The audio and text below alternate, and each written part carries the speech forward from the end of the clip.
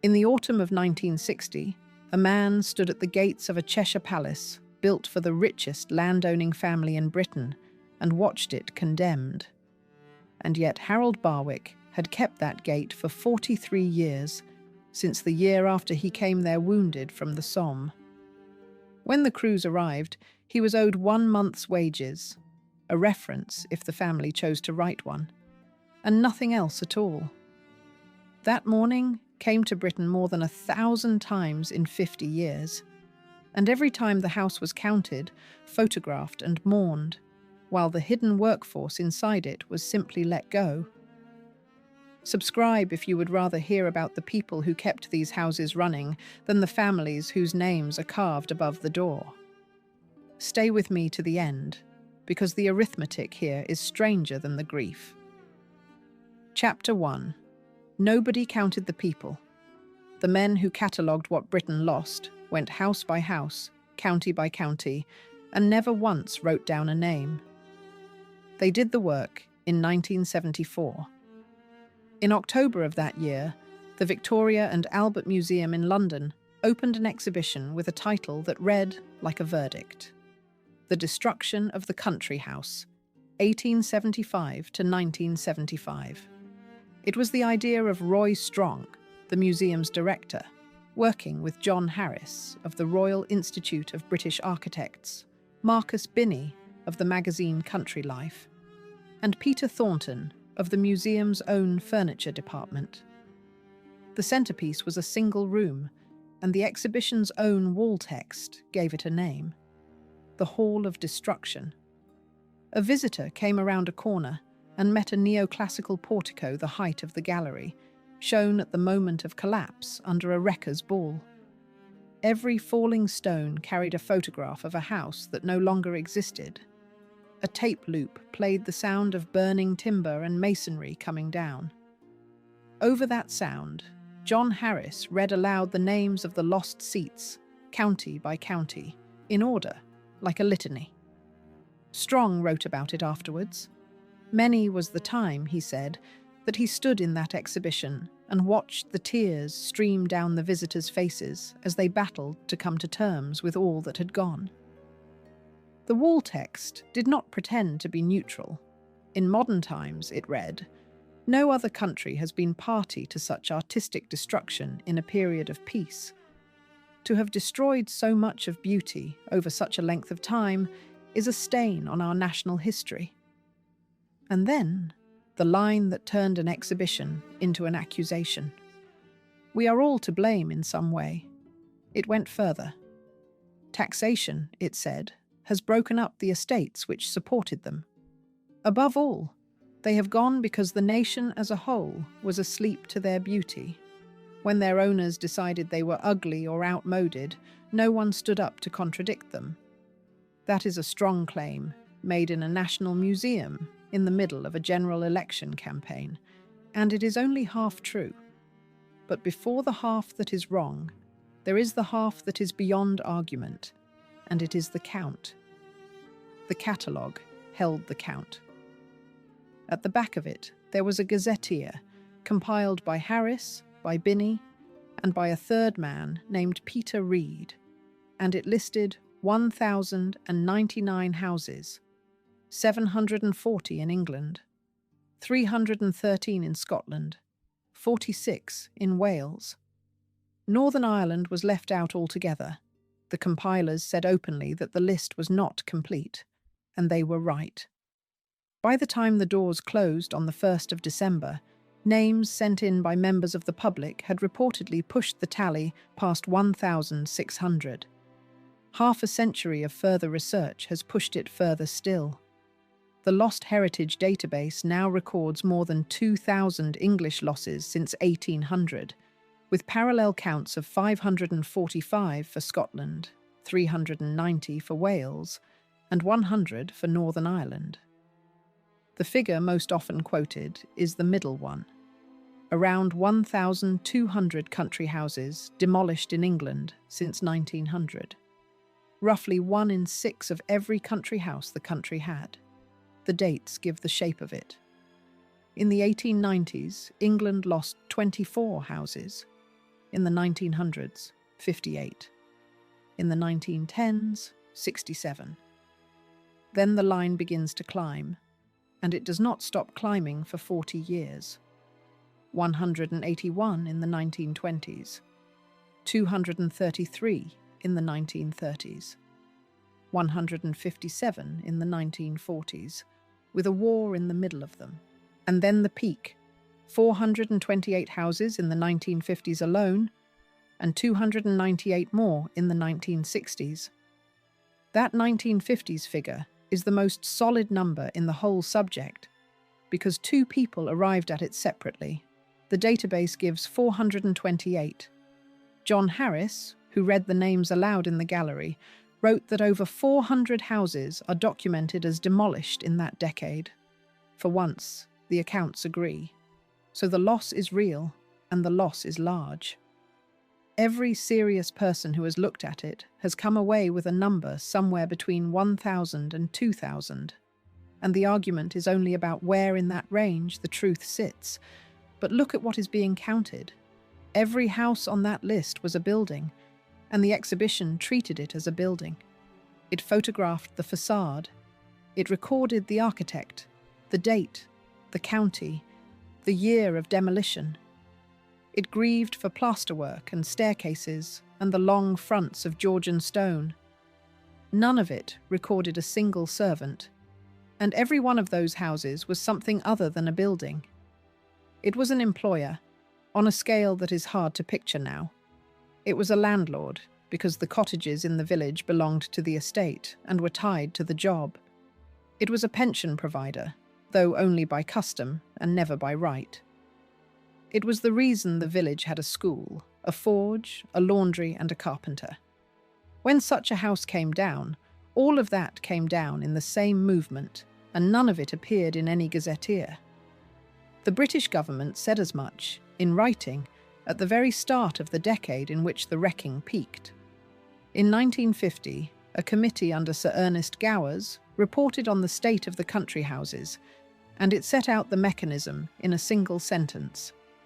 In past times, it said, the great houses of this country and their grounds were maintained by their owners mainly from the rent of their estates.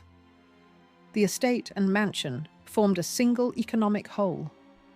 The former provided not only income and produce, but also servants to run the house and craftsmen for the upkeep of its fabric. A single economic whole. Take away the house, and the whole thing stops. There is one object that proves how completely the record of those people was allowed to vanish, and it is a document that does not exist. In January of 2026, the Welbeck Estate in Nottinghamshire opened a free public database of its own staff and servants, going back to the 17th century. It holds over 1,000 named people.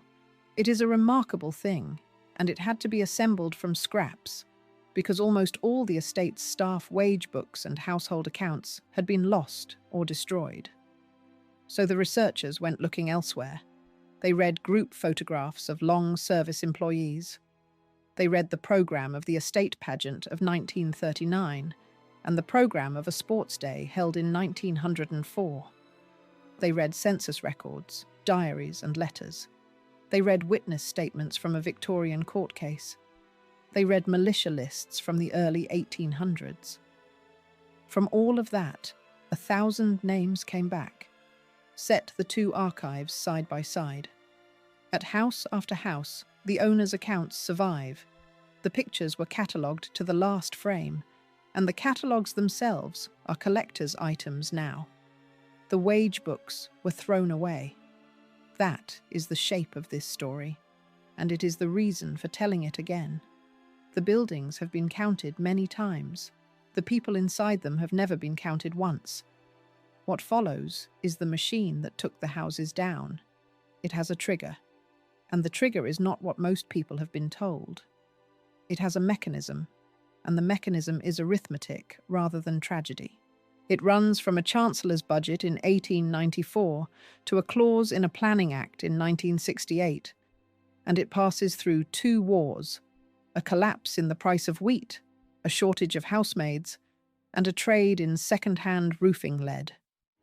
And at every stage of it, somebody like Harold Barwick was standing at a gate, waiting to be told. It begins with what those houses actually were, which is the part the photographs cannot show. Chapter 2. A machine that ran on people. The grandeur upstairs was a function of the invisibility downstairs, and the architecture existed to keep the two apart. Start with the numbers, because the numbers are the part that no longer feels possible. At Welbeck Abbey in Nottinghamshire, the seat of the Duke of Portland, around the year 1900, 320 people worked across the house and the estate. Among them was a man employed solely as the wine butler. Among them was a woman employed solely as the vegetable maid. At Wentworth Woodhouse in South Yorkshire, the Fitzwilliam family kept 63 servants inside the house. Outside it, at the estate's peak in 1841, over 1,000 people were employed across all occupations. At Longleat in Wiltshire, the Marquess of Bath kept 43 indoor servants in the Edwardian years. At Tatton Park, 40. At Croom Court in Worcestershire in 1922, about 40 people of all ages worked there. At Holcombe Hall in Norfolk, 25 to 30 indoors, and that was described at the time as average. At Goodwood in Sussex in the 1920s, there were 27 indoor staff, plus 14 gardeners under a head gardener, a deputy and a foreman, plus a separate team for the pleasure grounds, plus a laundry, plus stables, plus gamekeepers and woodsmen. At Eaton Hall in Cheshire, around 1880, the outdoor establishment alone ran to 56 gardeners. And at Petworth in Sussex, the kitchens once served around 40 live-in servants and, in the single year of 1829, nearly 30,000 guests. The Longleat establishment survives in full, written down by Daphne Fielding in 1953, and the specialisation in it is the point. On the male side, a house steward, a butler, an under-butler, a groom of the chambers, a valet, 3 footmen, a steward's room footman, 2 odd men, 2 pantry boys, and a lamp boy. On the female side, a housekeeper, 2 ladies' maids, a nurse, a nursery maid, 8 housemaids, 2 sewing maids, 2 still room maids, 6 laundry maids, a chef, 2 kitchen maids, a vegetable maid, a scullery maid, and a daily woman. Outside, coachmen, grooms, stable boys, gardeners, gamekeepers, and a chauffeur who doubled as the mechanic. A lamp boy. In a house of that rank, keeping the lamps filled and the wicks trimmed and the glasses clean was a job, and it belonged to a child. Now look at what those people were for. The country house of the 1800s was designed around a single instruction, and the instruction was that the work must not be seen. Everything follows from it. The service wing sits behind a door lined in green baize, because baize deadens sound, and the family should not hear the kitchen. The back stairs run parallel to the great stairs, so that a housemaid carrying coal never crosses a guest carrying nothing. Corridors are cut through basements, so that food, coal, linen, and slops can travel the length of a building without surfacing. At Berrington Hall in Herefordshire, the architect Henry Holland built hidden servants' staircases, underground corridors, and concealed doorways for exactly this reason. And visitors walk through them now as a curiosity. The rules matched the plan. A maid who met a member of the family in a passage was expected to stop, turn, and face the wall until they had gone by. She was to make herself, for a few seconds, into a piece of furniture. Above the service floors were the attic dormitories where the lower servants slept, as high in the building as it was possible to put them, and as far from the family bedrooms as the roofline allowed. Below the ground floor ran the sculleries, the larders, the still rooms, and the laundries. Between them ran a communication system built for the purpose. A board of bells, wired to every principal room, hung where the staff could see it, so that a pull on a cord upstairs sent a servant moving in the basement within seconds. In the largest houses, tunnels carried people and goods under the drive and the lawn, so that a delivery never crossed a view. And the kitchens were built at a distance from the dining rooms, because a kitchen is loud and it smells. A great dinner was therefore carried, hot, along corridors and upstairs, by relays of people moving fast enough that it arrived warm and quietly enough that it arrived unnoticed. None of this was cruelty for its own sake. It was engineering. The effect the house existed to produce was calm. A dining room in which food appears without visible effort. A bedroom in which the fire is already lit and warm before anybody wakes. A morning in which nothing is ever heard being carried, scrubbed, emptied, or hauled. That effect can be produced in one of two ways: with machinery or with people moving out of sight. In 1890, there was no machinery, so it was people. The scale of that workforce across the whole country is the fact that fixes it.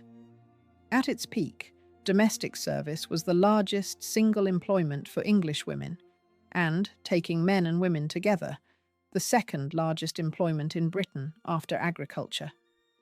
Around 1.5 million women were in indoor service in Britain in 1881, about 35% of the entire female workforce over the age of 10. By 1891, the share had reached 41%. In 1911, there were 1,350,000 women in service in England and Wales, 28% of every woman in paid work. Those numbers are soft, and it matters that they are soft. Different counts include different people. The census excluded charwomen, laundry workers, and farm servants who did domestic work all day long. The safest figure is roughly 1 1/3 to 1.5 million, and the reason it cannot be firmer is itself part of the story. A workforce designed to be unseen is difficult to count even now. Set that against the households above: 320 at Welbeck, 43 at Longleat, 1,000 across the Wentworth estate. Multiply that by the several thousand country houses Britain had, and the picture resolves. This was not a handful of eccentric establishments. It was one of the largest employment structures in the country, and its head office was a building in a park. There is one more part of the machine, and it sat outside the walls. The house was also the landlord. The cottages in the village belonged to the estate, and they were tied to the job, which meant that a man's home was a term of his employment and ended when the employment ended. The house was the reason the village had a school, a forge, a laundry, and a carpenter, because the estate needed all four and paid for all four. It was a pension provider as well, though only by custom, and only for those the family chose to keep. There existed a real tradition of landed employers housing old servants in estate cottages and paying them something, and it was a genuine kindness unknown to most working families of the period. It was also a gift rather than a right, and gifts depend on the giver continuing to exist, which leads to the fact that governs everything that follows. A country house was not an expensive building. Many of them were cheap to build relative to the fortunes behind them, and some were built for sums that look almost modest now.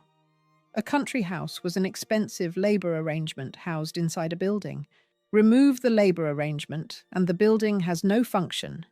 It is simply a very large structure with 100 fireplaces, no central heating, a kitchen, a long walk from the dining room, and a roof measured in acres. That is what would happen. It took about 40 years, and it began with something happening to the price of wheat. Chapter 3. The Upper 10 and the Lower 5. Below stairs, the lines were drawn more strictly than they were above, and the servants drew them on each other. The best description of it comes from a footman. Frederick Gorst served at Welbeck Abbey around 1906 and later wrote a memoir called Of Carriages and Kings. He set the arrangement out without apology. Position and rank, he wrote, also took precedence in the hierarchy of the servants. They were divided into the upper servants, also called the upper 10, and the lower servants, referred to as the lower 5. The two groups did not mix socially. The lines were drawn more strictly, perhaps, than those whom they served. Moreover, they ate separately. At Welbeck, the upper 10 were named: the steward, a man called Spedding; the wine butler, Clancy, whom Gorst thought the haughtiest and most pompous of all of them; the under butler, Owens, who alone held the key to the plate closet; the groom of the chambers, the duke's valet; the housekeeper, the head housemaid, the ladies' maids. They dined in the steward's dining room. They were waited on there by 2 steward's room footmen, which is to say that servants were employed to serve the servants. There was white wine on the table, and claret, and beer. The lower 5 ate in the old abbey refectory. Men and women were always separated before the end of the meal. The corridor where the maids slept was known, below stairs, as the Virgin's Wing, and the head housemaid was known as the head virgin. A servant named Ernest King put the bottom of the ladder more simply. He said that he first learnt to be a servant by being a servant to the servants. Now the money, because the money shows exactly how steep the ladder was. A full wage list survives from Manderston in Berwickshire for the year 1905, rank by rank.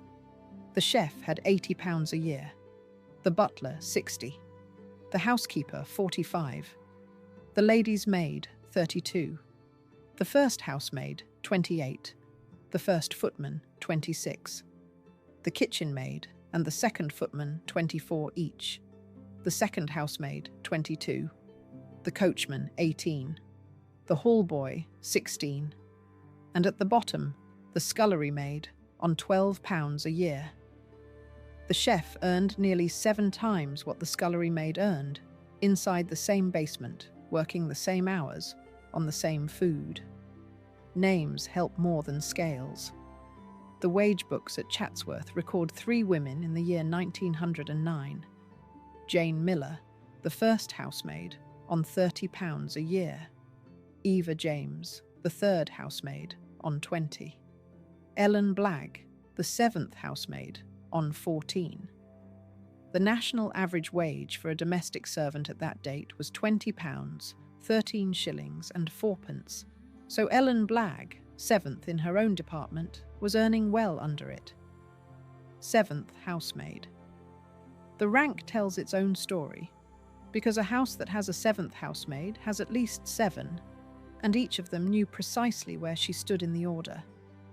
Ellen Blagg was at the bottom of one department in one building, and she took £14 a year for it, and out of that £14, she was expected to buy her own uniform. Chatsworth's books run back much further, and the long line of figures shows something worth holding on to. A housemaid there had £3 a year in 1737, £10 by the end of that century, £11 in 1811, plus an allowance of sugar worth about £3 more, £15 under the 6th Duke, £44, 8 shillings and 10pence to Eliza Jones in 1862 for a year's wages and board wages together. Wages rose. They rose roughly tenfold across those 2 centuries, and every one of those rises landed on a household that was still counted in dozens. That is a fact that will matter a great deal later. The hours are the part that translates worst into modern terms, so it is best to do it with a comparison a factory worker would recognize. Housemaids and footmen were generally up by 5 or 6 in the morning. Many worked 15 or 16 hours a day, with perhaps 2 hours of relief in the middle of the afternoon. The historian John Burnett did the arithmetic on it, and reached a figure of 80 hours of actual work a week for a servant, against 56 for a factory hand. And the servant worked longer on Saturdays and Sundays than the factory hand did, because that is when the house entertained. There is one purchase in the Chatsworth accounts that explains, better than any argument, why machines did not rescue these households. In 1911, the estate bought a vacuum cleaner. It cost £224. That was more than the combined annual wages of 7 housemaids, and in modern money, it comes to something on the order of £34,000. A labour-saving device that costs more than the labour saves nothing. For another 40 years, the cheapest way to clean a great house remained a young woman on her knees, and everybody who kept accounts knew it. The outdoor establishment had its own ladder, and its top rung was worth a great deal. George Frederick Johnson was head gardener at Waddesdon Manor from 1904 to 1952, and his letter of appointment survives. Alice de Rothschild wrote to him, "To begin with, I shall give you £100 a year, and if you stay with me and give entire satisfaction, you will gradually be augmented up to £130 a year." With the post came a furnished house, coal, milk, potatoes, vegetables, a horse and cart, and a doctor and medicine free for him and his household. He stayed 48 years. At Monteviot in 1902, the head gardener, with over 20 men under him, had £65 a year, fuel, grammar school fees for his children, and 55 tons of coal a year to divide among the garden staff. 55 tons of coal, apportioned by one man, as a term of employment. That is a world with its own economy inside it, and people stayed in that world for their whole lives. Andrew Crozier arrived at Cragside in Northumberland as a footman in 1881, aged 10 years old, and retired as the butler in 1943. 62 years, one house.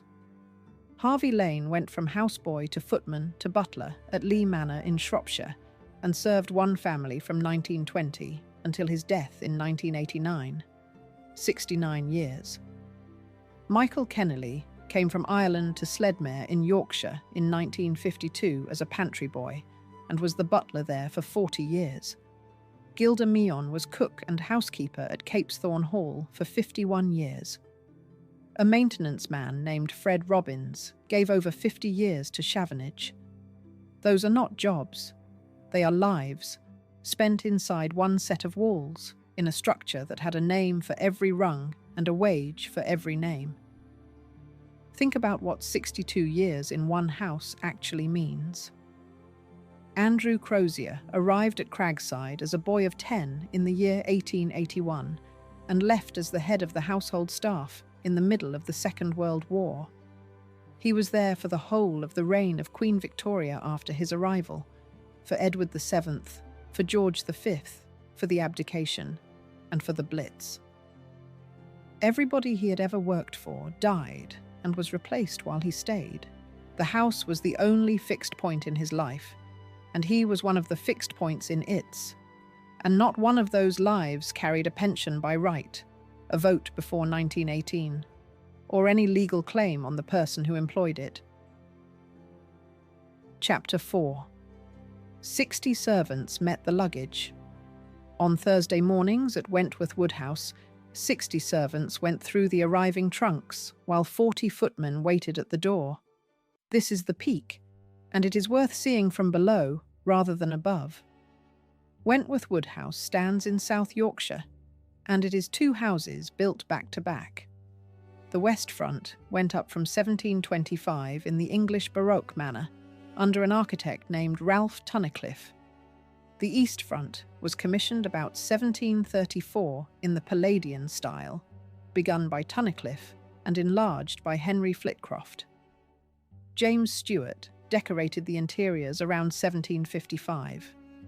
John Carr added stables, alterations and monuments between 1766 and 1804. The whole thing cost about £82,500 and took nearly 25 years. It is famous for its front, and the front deserves a moment of honesty.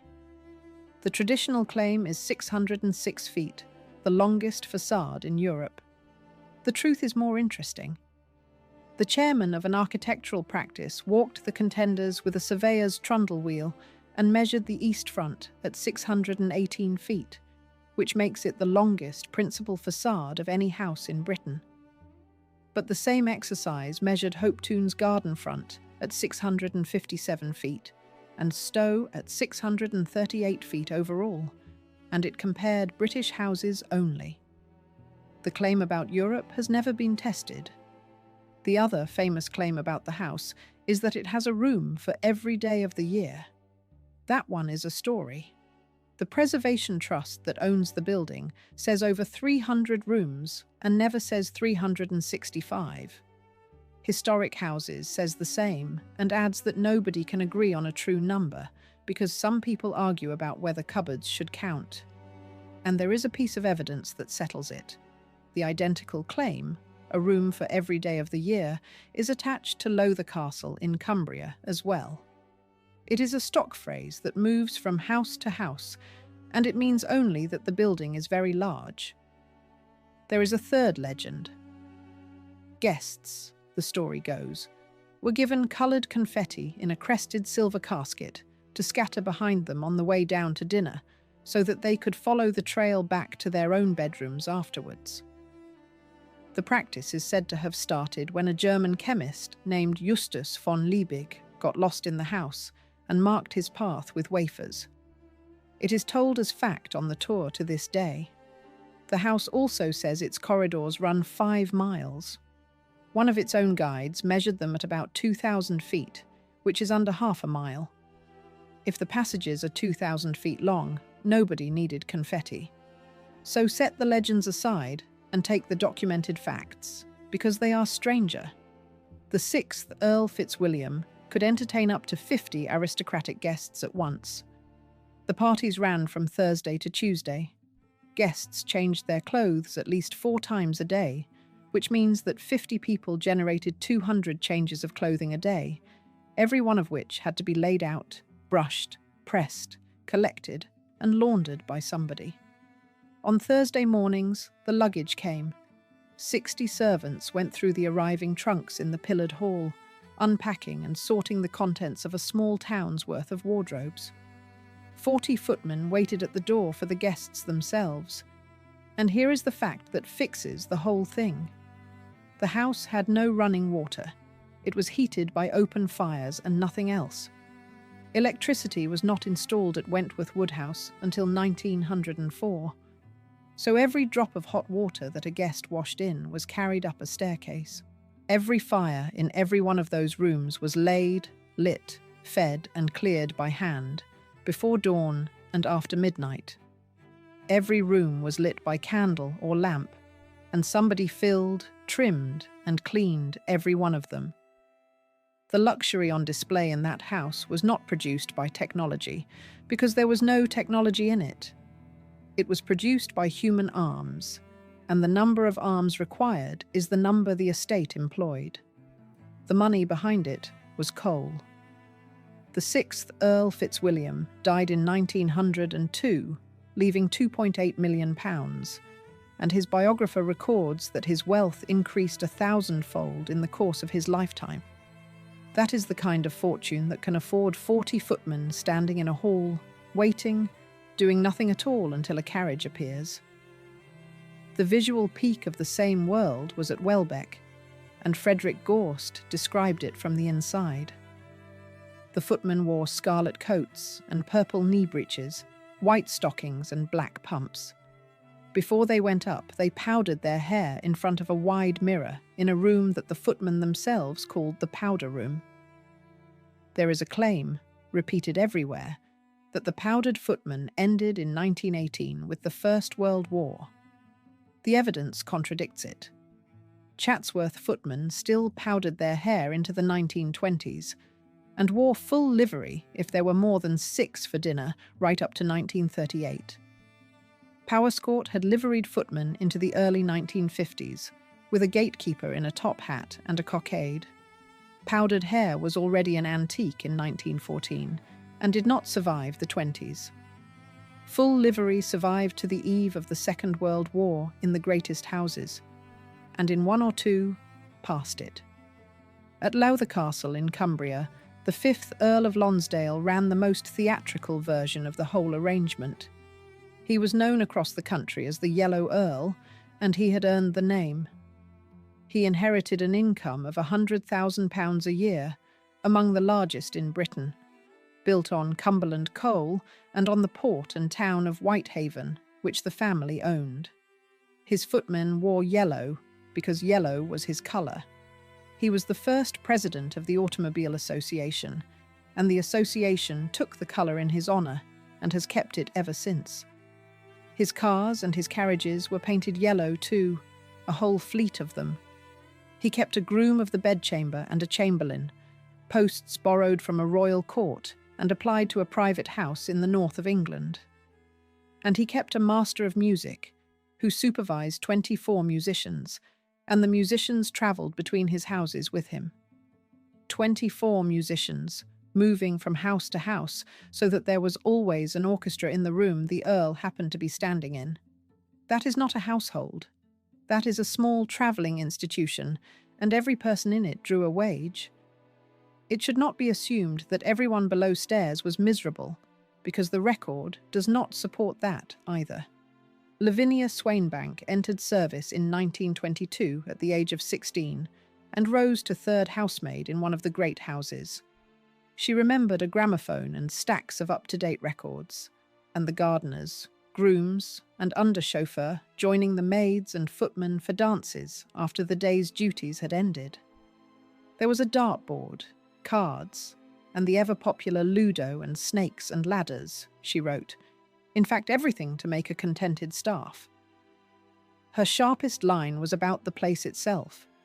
She found that class distinction began and ended in the servants' hall. But she also said why she was there at all.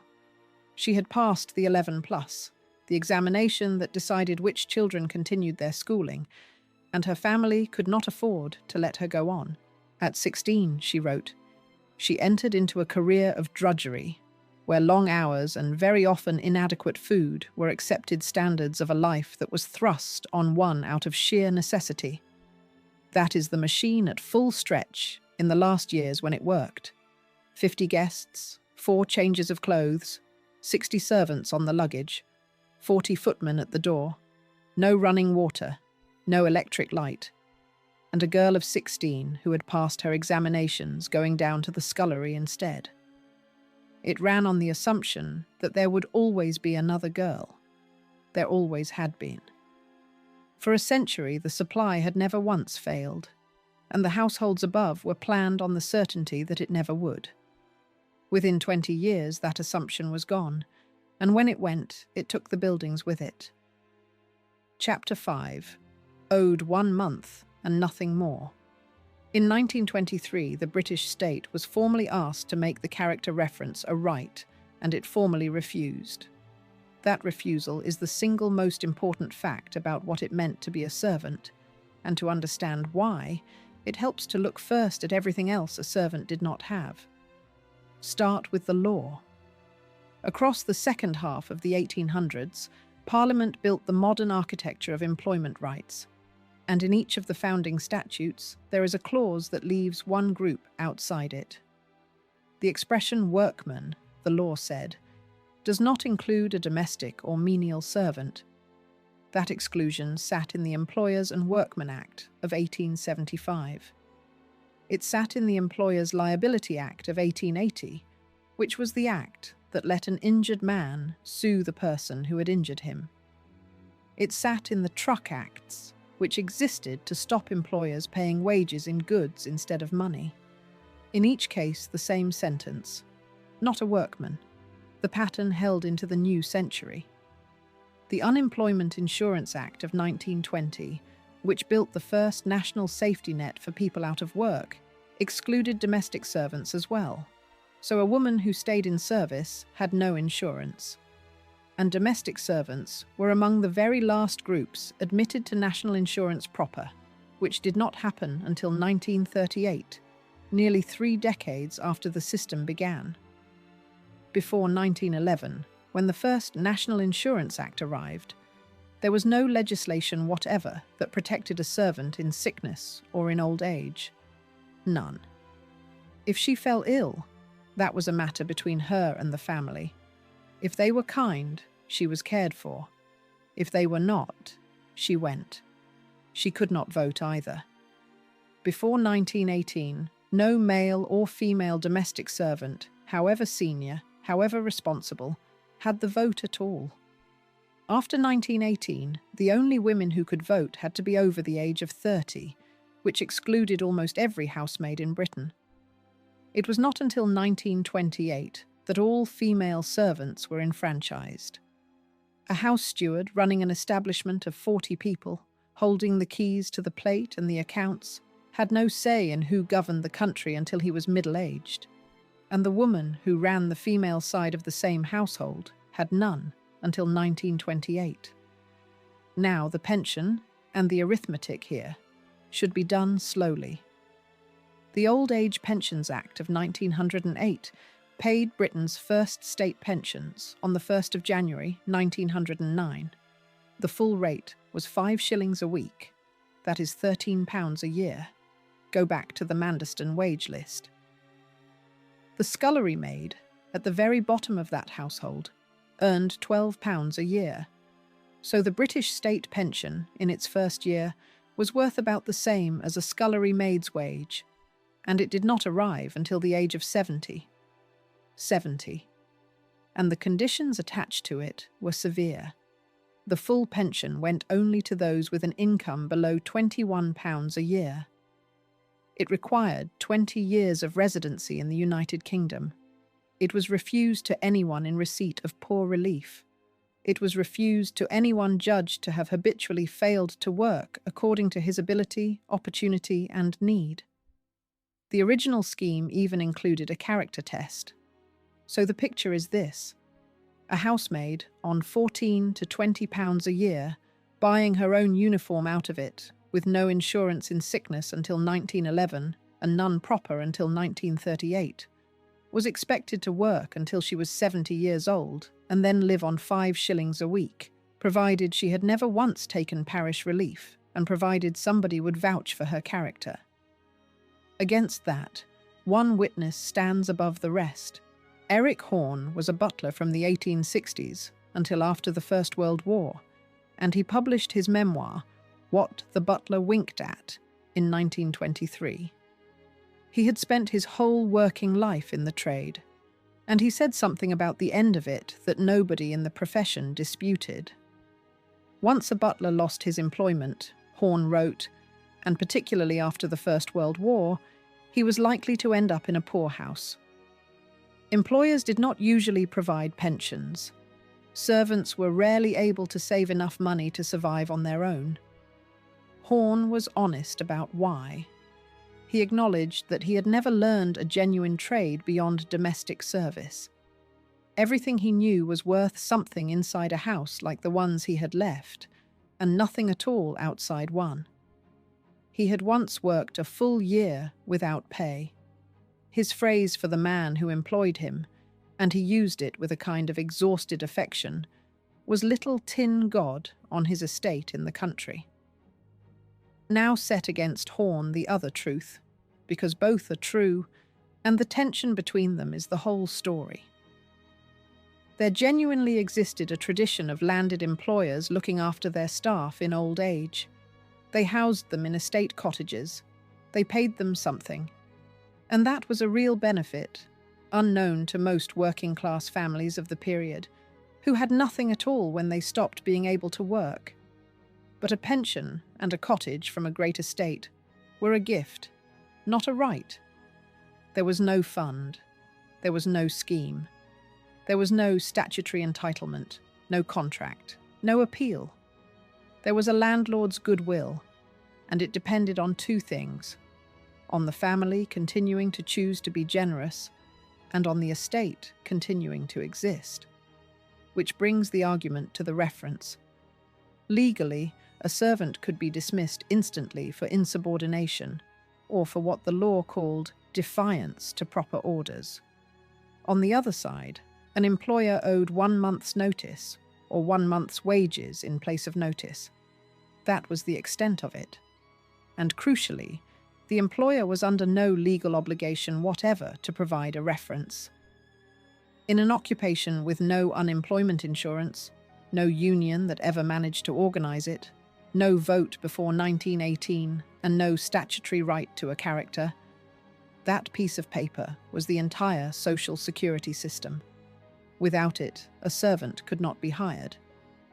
With a bad one, she could not be hired either.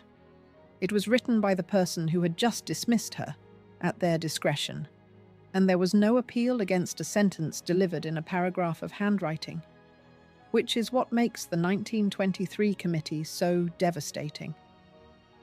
In that year, the Ministry of Labour appointed a committee to inquire into the supply of female domestic servants because employers across the country were complaining that they could not get staff. The committee looked at the problem carefully. Its diagnosis was not about money. The standards of living of the majority of the employers and of the workers, it wrote, are so different that it is undoubtedly difficult to appreciate each other's outlook and to understand each other's problems. And it considered making references compulsory. It looked directly at the single measure that would have given the workforce a floor beneath it, and it declined, on the grounds that this would introduce formalities and a bureaucratic element which would be very distasteful to both parties. Distasteful. The state was asked to make the character a right, and it refused because the paperwork would be unpleasant. What that meant in practice can be seen in 2 women. Ellen Penketh was cook and housekeeper at Erdig, a house in Wales that will matter a great deal by the end of this story. Early in the 20th century, she was made to manage the household accounts as well as the kitchen, a job she had never been trained for. The York family accused her of theft and took her to court. A jury acquitted her.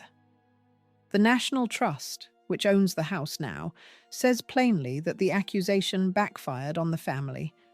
But an acquittal does not restore a character. She walked out of that courtroom innocent. An acquittal does not restore a character. Jean Rennie was a skilled cook. In the 1930s, she was dismissed in London without a reference, after admitting to her employer that she was a writer. That was the whole offence. The result was destitution. Skill was no protection. Innocence was no protection. The reference was the protection, and it was withheld at will. So here is what a servant was owed on the day a great house closed its doors, whether the family had run out of money or simply run out of patience with the roof. 1 month. Not a pension, because there was none. Not a redundancy payment, because the concept did not exist for them. Not the cottage, because the cottage belonged to the estate and was tied to the job. 1 month's wages, and if the family felt like writing one, a paragraph of handwriting. That was the arrangement. It held perfectly well for as long as the houses stood and the money came in, and the money came from land. Chapter 6. The land stopped paying its way. The whole arrangement rested on rent, and from the 1870s, American grain broke the price of British wheat. The mechanism is simple enough to state in a sentence, and it is worth stating carefully because everything downstream follows from it. A great estate's income was rent. Rent was what a tenant farmer could afford to pay. What a tenant farmer could afford to pay was a function of the price of grain. Break the price of grain, and the rent roll follows it down. Break the rent roll, and the house standing at the centre of the estate has no visible means of support. The grain price broke because of 2 things happening on the other side of the Atlantic at once. The first was the prairie. The Homestead Act of 1862 opened the American interior to settlement, and the American railway network went from 30,800 miles in 1860 to 94,200 miles in 1880. In 20 years, the United States tripled its ability to move grain out of the middle of a continent. The second was the cost of the crossing. In 1873, shipping grain from Chicago to Liverpool cost £3 and 7 shillings. By 1880, it cost £2 and 1 shilling. By 1884, it cost £1 and 4 shillings. That is a fall of about 64% in 11 years, and it meant that American wheat could undercut Suffolk wheat in a Suffolk market town. Refrigerated and chilled meat followed from the late 1870s, and it did to the beef price what the prairie had done to the wheat. Then Britain made a choice, and the choice was deliberate. Every other major European power raised tariffs against the flood. Germany did it in 1879. France did it in 1892. Britain, alone among them, held to free trade and did nothing at all. Cheap food was good for the towns and for the working population in them, and the landed interest, which had once been powerful enough to pass the Corn Laws, was no longer powerful enough to bring them back. The result is written in the price of a quarter of wheat. In the years from 1867 to 1871, it averaged 56 shillings. In the years from 1894 to 1898, it averaged 27 shillings and 3 pence, and at its worst, it touched 22 shillings and 10 pence, the lowest price in 150 years. The land answered accordingly. Cereal acreage fell from 9,431,000 acres to 7,401,000 acres by 1898, a fall of more than a fifth. Wheat acreage by 1900 stood at about half what it had been in 1872. Imports of wheat and flour rose by 90%. Meat imports rose by 300%. Butter and cheese imports rose by 110%. And the people went.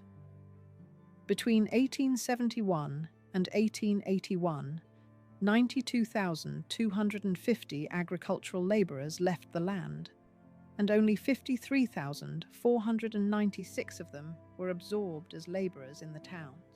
Sir James Caird, the leading agricultural authority of the day, put the combined annual income loss to landlords, tenants and labourers together since 1876 at £42,800,000 a year.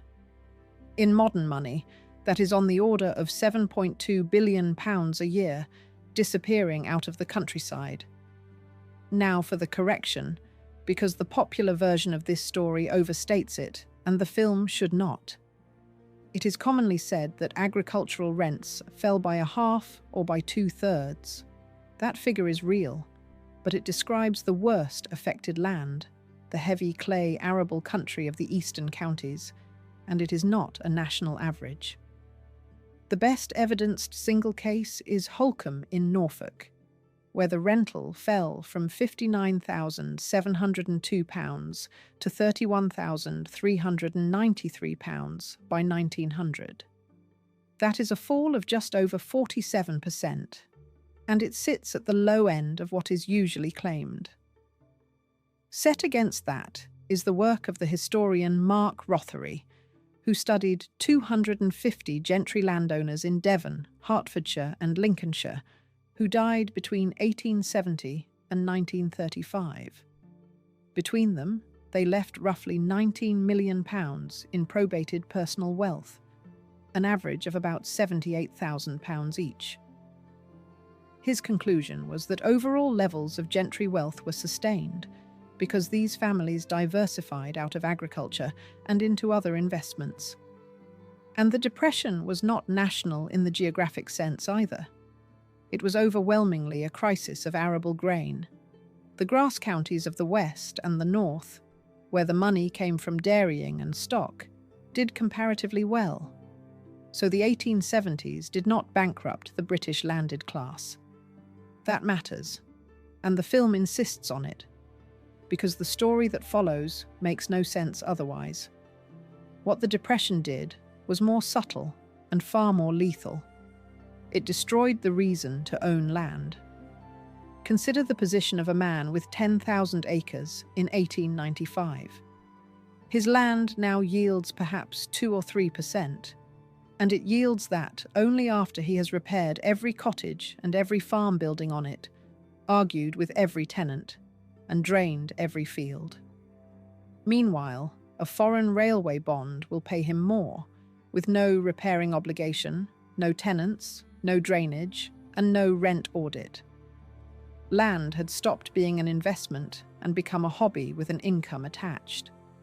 And the door out had already been opened for him by Parliament before the Depression had even finished. The Settled Land Acts of 1882 and 1890 allowed a life tenant to sell settled land and reinvest the proceeds.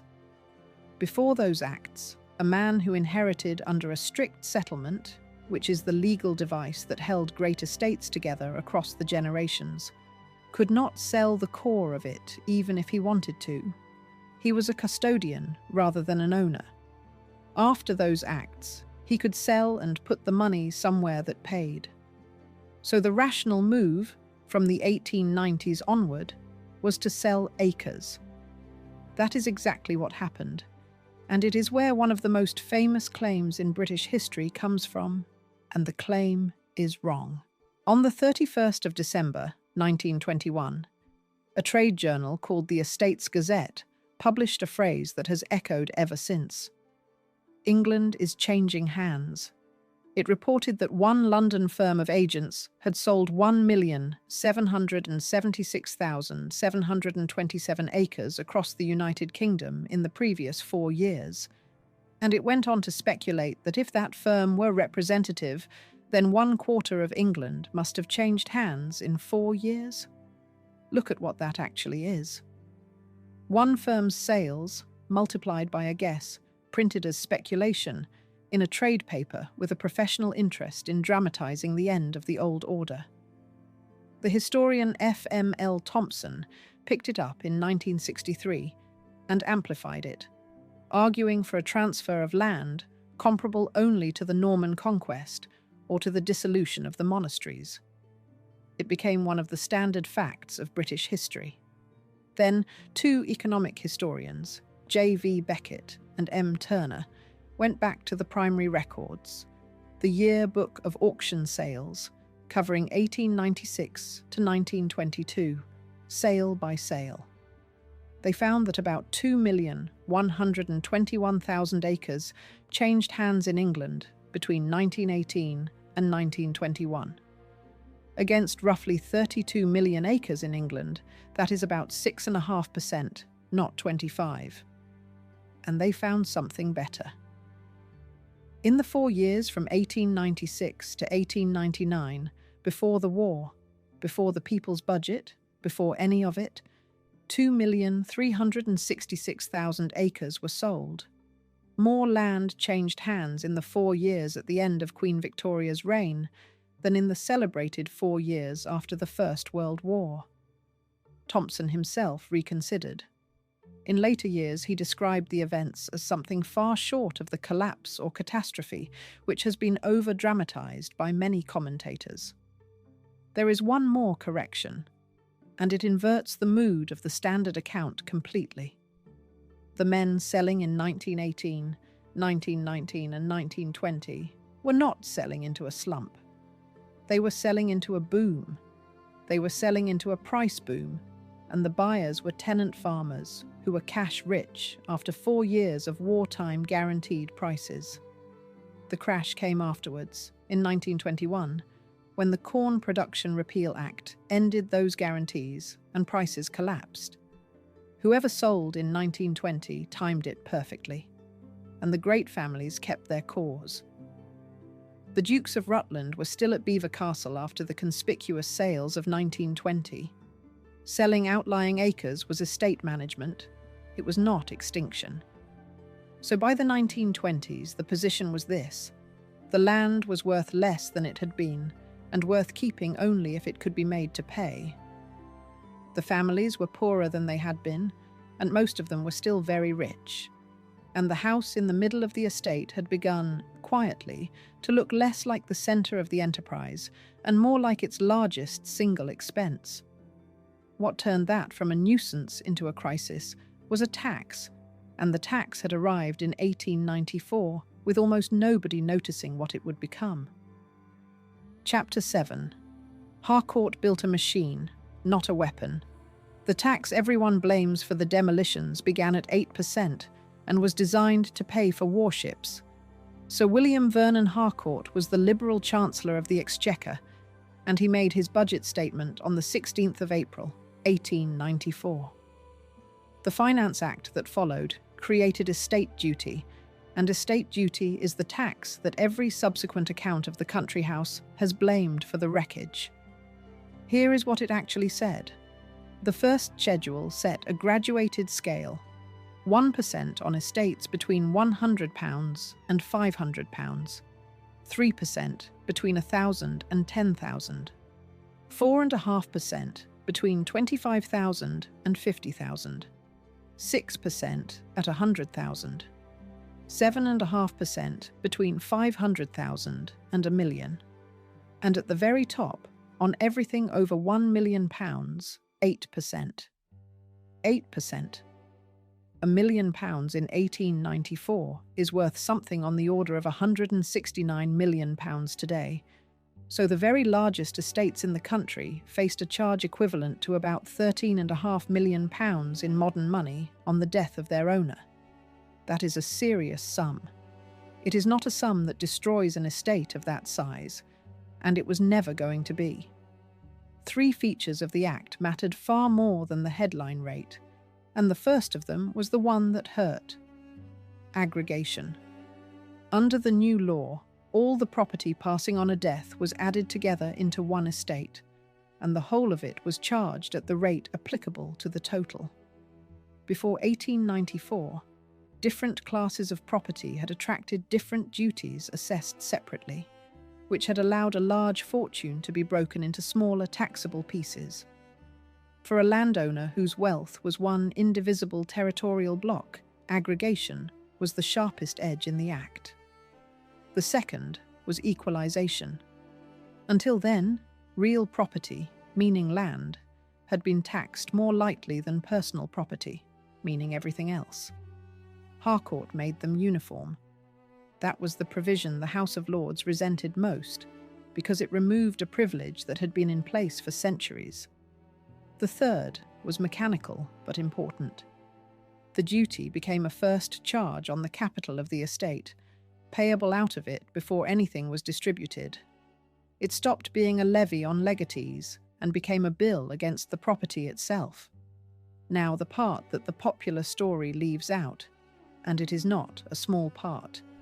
Section 7, subsection 5 of the same Act capped the taxable value of agricultural property at 25 times its annual value as assessed under Schedule A. That is a statutory ceiling on the taxable value of farmland, written into the Founding Act, as a deliberate concession to landowners. Settled property, held under the strict settlements that kept the great estates intact, was liable only once during the term of the settlement, and then at a flat rate of 1%. The very legal device that held the aristocracy's land together was protected rather than attacked, and duty on land could be paid in instalments across 8 years. Duty on personal property could not. Then there is the question of motive, and the honest answer is unglamorous. The immediate fiscal driver of the 1894 budget was not the aristocracy at all. It was a naval deficit. The budget was framed to fund an increase in the size of the Royal Navy, alongside a penny on income tax and extra duty on spirits and beer. The Chancellor needed warships and went looking for money. So the claim that estate duty was designed to break the estates does not survive contact with the statute. It has a case in its favour. Aggregation and equalisation were consciously aimed at the privileged treatment of land. The principle of graduation was new and openly redistributive in its rhetoric, and the landed press understood the direction of travel immediately. But an 8% top rate, with a valuation cap on farmland, a shelter for settled property and payment by instalments, funded by a naval panic, is not a weapon of expropriation. It is a machine. And what makes a machine dangerous is not the setting it leaves the factory on. What genuinely alarmed the landed interest in 1894 was not the 8%. It was the multiple. And one member of Parliament put it on the record in a way nobody could argue with. In the Commons, on the 7th of May, 1894, Colonel Kenyon Slaney worked the example through. An estate of £50,000, he said, would pay £2,250 under the new rates. Under the existing law, it would have paid £306. That is a sevenfold increase, overnight, on a middling estate. £50,000 in 1894 is roughly £8.4 million today, and the bill on it went from about £51,000 in modern terms to about £380,000. Harcourt himself left one line in Hansard that is worth having, because it says something about the temperature of the moment. Asked on the 1st of May whether he would lay before Parliament the papers showing the effect of his alterations, he replied, "Yes, I have had many papers prepared, but they are not of a nature to be presented to Parliament." There is a famous quotation attached to Harcourt and to this budget, the line that we are all socialists now. It appears in almost every account of the period. It cannot be found in the parliamentary record for 1894, and no reliable original for it has ever been produced. It should be treated as something the age wanted him to have said. What the age did do was load the machine he had built. The top rate of estate duty went from 8% in 1894 to 15% in 1907. Lloyd George's Finance Act of 1910 kept the 15%, but cut the threshold at which it bit from £3 million to £1 million. It went to 20% in 1914. Then the war ended, and it went to 40% in 1919, 50% in 1930, 65% in 1940, 75% in 1946, and 80% in 1949. Two of those steps deserve a moment on their own, because they show the machine being adjusted rather than merely turned up. The Finance Act of 1946 did something at the bottom of the scale that almost nobody notices. The exemption threshold had stood at £100 since 1894, unchanged for 52 years, which meant that inflation had slowly dragged very ordinary estates into a tax designed for great ones. In 1946, that threshold was raised to £2,000, and roughly 3/4 of the estates previously liable dropped out of the tax altogether. The remaining quarter were regraded upward, and the regrading brought in £22 million more revenue in a full year. So the tax was not simply getting heavier, it was being aimed. Fewer estates charged much harder. Then came 1949, and it was a double squeeze. The top rate rose from 75% to 80%, and at the same time the threshold at which that top rate began was halved, from £2 million to £1 million. A family that had been comfortably below the highest band found itself inside it, in the same budget in which the highest band went up. That is the Ark. Harcourt built the machine in 1894 with a naval estimate in his hand, and over the next 55 years, chancellors of both parties multiplied his top rate tenfold. Which is why the ordinary account of the demolition age blames tax, and why the blame is placed on a liberal chancellor who never intended it.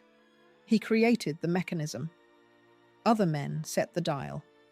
But even 80% does not explain what happened to the houses, because 80% never touched the land. That is the piece almost nobody knows, and it is coming. First, there is a shorter and darker reason why estates began to fail. The rate mattered less than how often it was charged, and between 1914 and 1918, Britain arranged for a great many families to be charged twice. Chapter 8. The footman was surplus before he was dead. In August 1914, the Times printed a list of the men in your household whose work no longer mattered. The war came in the first week of that month. By the 12th of August, the Times had published a leading article about domestic servants, and its wording deserves to be read slowly because of what it did.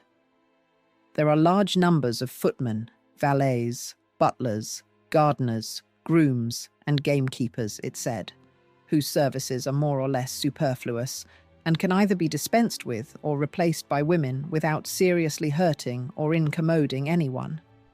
Superfluous. In a national newspaper, 6 trades named in a row, each of them a career. Each of them entered at 10 or 12 years old and climbed for decades, and all of them written off in a single sentence as work that did not need doing. The magazine Country Life ran a series of advertisements in January 1915 that made the point personal. Have you a butler, groom, chauffeur, gardener, or gamekeeper serving you who, at this moment, should be serving your king and country? And then the line that was designed to be unanswerable at a dinner table. Have you a man preserving your game who should be helping to preserve your country? The register is what matters. The footman was reclassified in print as surplus, and the reclassification came before the shell did. They went. Across the country, 400,000 domestic servants left their work during the First World War, the men into the army and the women into munitions. That figure covers both sexes and both destinations, and it is the cleanest single number the record provides. Named men make it real. Ernest Owen Johnson was a garden labourer at Osborne House on the Isle of Wight. He was conscripted on the 17th of August, 1916, into the Royal Naval Division. He was killed at Cambrai on the 30th of December, 1917, less than 18 months after his call-up, and he lies at Flesquieres Hill. Alan Simpson was on the staff at Brodsworth Hall in South Yorkshire. He was killed on the first day of the Somme, the 1st of July, 1916. At least 10 Brodsworth House and estate staff enlisted in 1914, and by 1916 the estate was recording a serious shortage of staff. Robert Randall was a gardener at Chatsworth. He enlisted on the 29th of August, 1914, into the Sherwood Foresters, and he was wounded at Suvla Bay in the Gallipoli campaign. His letter home to Frank Jennings, the head gardener, survives in the estate archive, and it is dated the 30th of August, 1915. It was at the Suvla Bay engagement that I was scratched, he wrote. I shall never forget those 3 days. One bullet went through the sleeve of my tunic, another caught my chevrons, but my skin was not touched. Scratched. He writes to his head gardener after 3 days under fire, and he calls it a scratch, because that is how a man in his position wrote to the man above him. Robert Randall survived. Chatsworth's own record shows what the recruiting did to the place. By January 1915, the estate had the highest recruitment rate in Derbyshire. So many woodsmen and gardeners had gone that the gardens were reorganised away from ornament and turned over to vegetables and fruit, which is a small and exact image of the change. A pleasure ground converted to food production because there was nobody left to make it beautiful. Not everyone volunteered. A hall boy named John Whittle, working at Sudeley, recalled meeting a servant in 1930 who told him what had happened in his own case. His employer had summoned him in 1914 and suggested that he do his duty. The man replied that he would be joining that day, if possible. He joined the Guards. Later, in the front line, he used to pray that he would be injured. In due course he was, and he survived, and he became a chauffeur. That is a career path, described in one line, and every stage of it was decided by somebody else.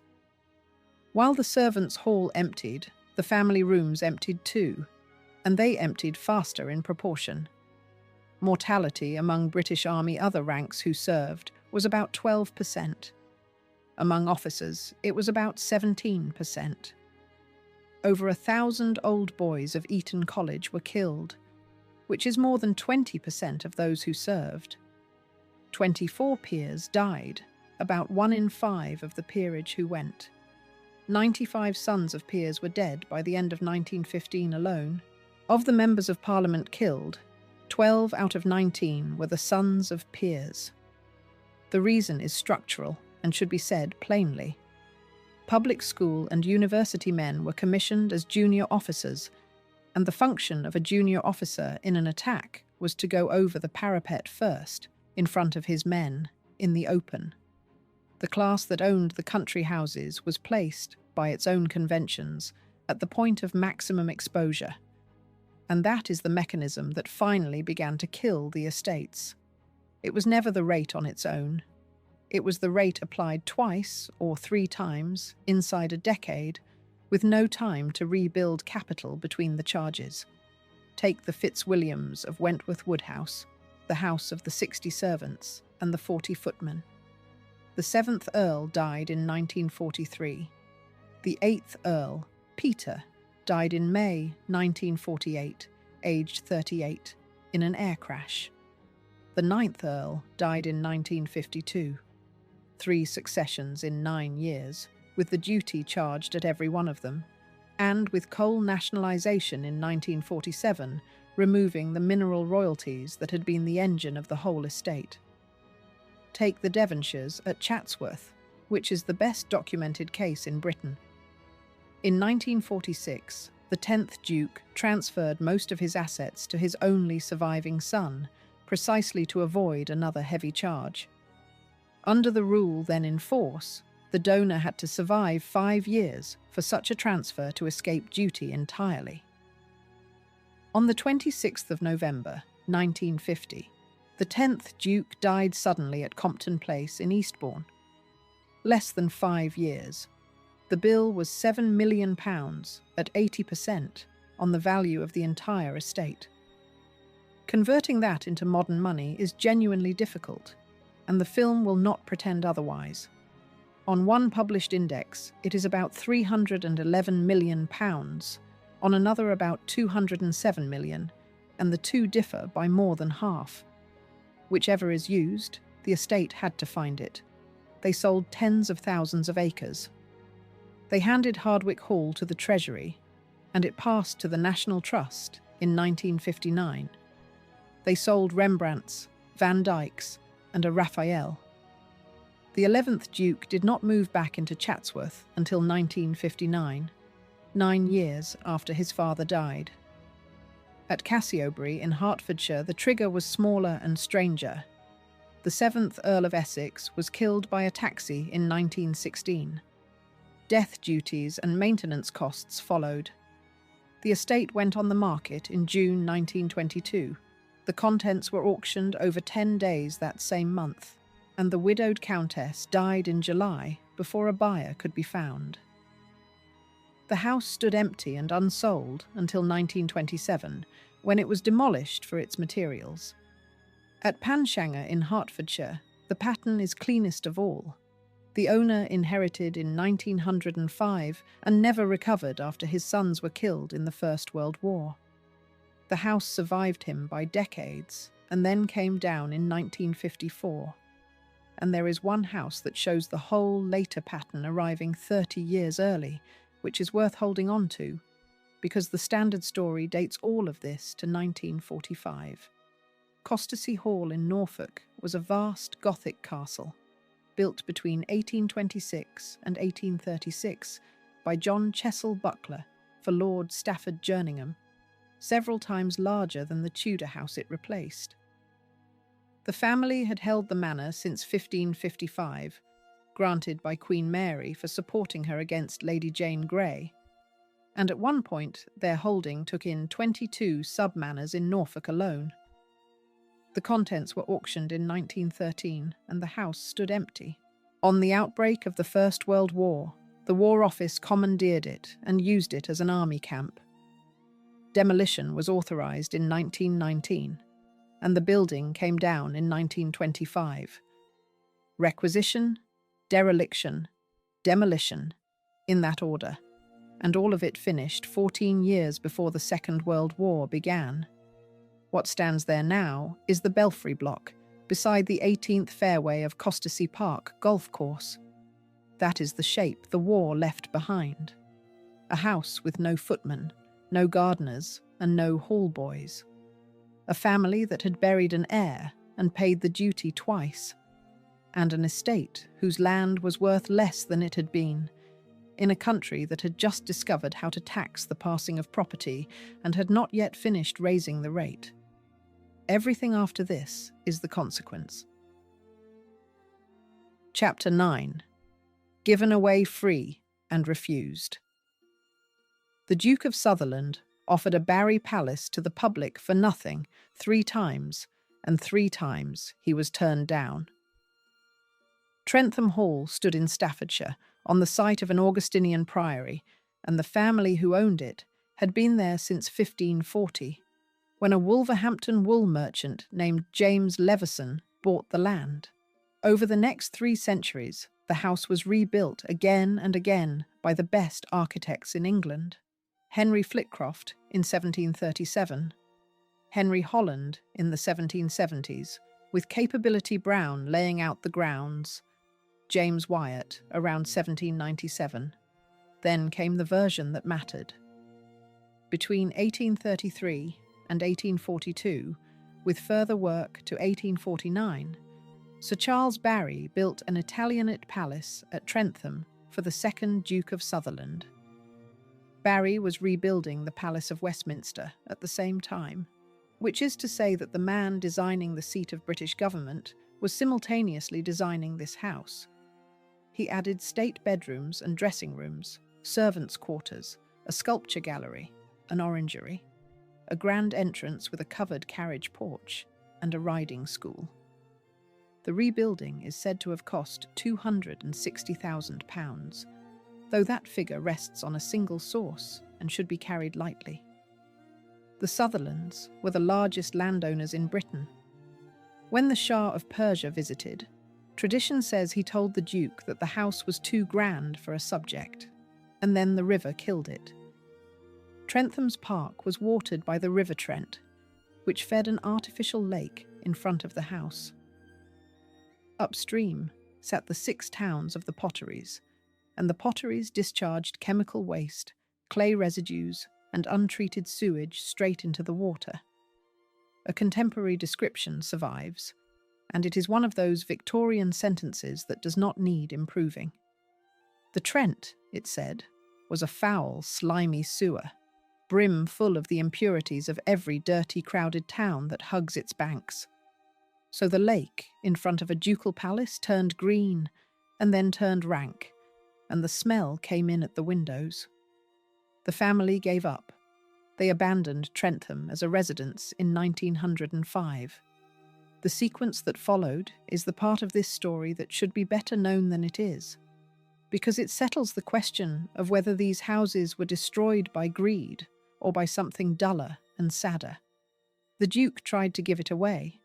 In 1905 or 1906, he offered the house to Staffordshire County Council to be used as an institution of higher education. The council declined, citing the pollution and the cost of maintenance. In 1907, he offered it to the 6 towns of the potteries themselves, on one condition, that they federate into a single county borough. It took them 3 years, and in 1910 they federated. The offer was then declined. In 1911, the Corporation of Stoke-on-Trent formally rejected the gift, citing high maintenance costs. 3 offers, 3 refusals, a palace by the architect of the Houses of Parliament, free of charge, and nobody in Staffordshire could afford to keep the roof on it. Demolition ran from about 1910 to 1912, and here is the detail that says everything about what a great house became once nobody wanted it. The stone balustrades and the urns from Barry's terraces were advertised for sale to the readers of Country Life. The fabric of a ducal palace, marketed as garden ornament to people with nice gardens.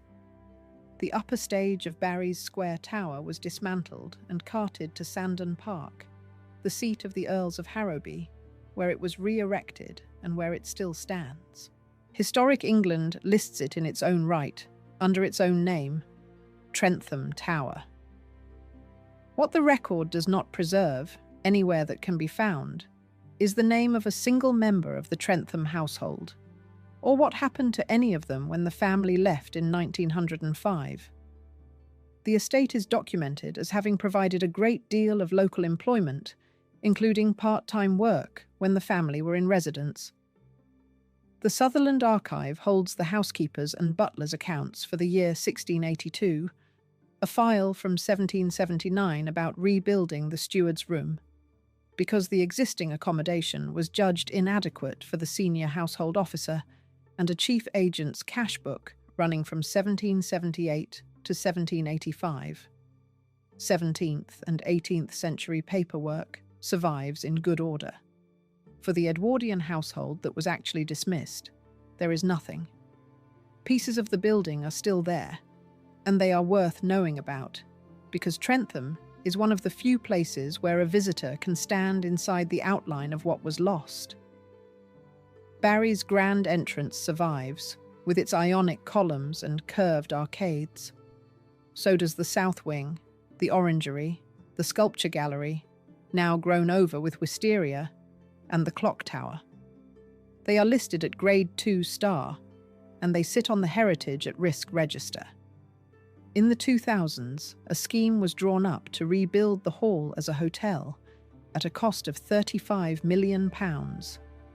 After 2008, it was judged economically unviable, and the plan was dropped.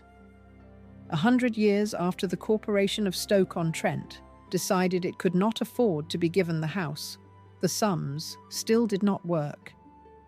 30 years later, the same sequence played out in Nottinghamshire, and this time the family said out loud what had killed it. Clumber House was built for the second Duke of Newcastle from 1759, classical, in white freestone, with square corner wings, and the National Trust calls it one of the finest houses in the country outside the royal palaces. It had 105 rooms, around 500 paintings hung in it. The park ran to about 3,800 acres, with a lake of 87 acres and a double avenue of limes more than 2 miles long, commonly said to be the longest in Europe. Fire took the middle of it on the 28th of March, 1879, leaving the wings standing around a hollow shell. About 20 of the 105 rooms were damaged. Around a fifth of the paintings burned, including works by Van Dyck, Rembrandt, Titian, and Dürer. 24 valuable pieces survived only because they happened to be out on loan to Nottingham Corporation at the time. The family rebuilt. Between 1880 and 1886, Charles Barry the Younger, son of the man who built Trentham, replaced the burnt centre with an enormous entrance hall with balustraded galleries. A second, smaller fire followed in April 1912, and then the house simply stopped being lived in. From 1908, the 7th Duke moved to a much smaller place called Forest Farm at Windsor and stayed there until his death in 1928. Clumber sat in its park for 20 years, staffed and heated and maintained, with nobody in it who wanted to be there. That is the interwar condition in one sentence, and it was general. Across Britain in the 1920s and 30s, great households were shrinking from the bottom up. Some houses dispensed entirely with senior men servants and took parlourmaids instead, because parlourmaids were paid less.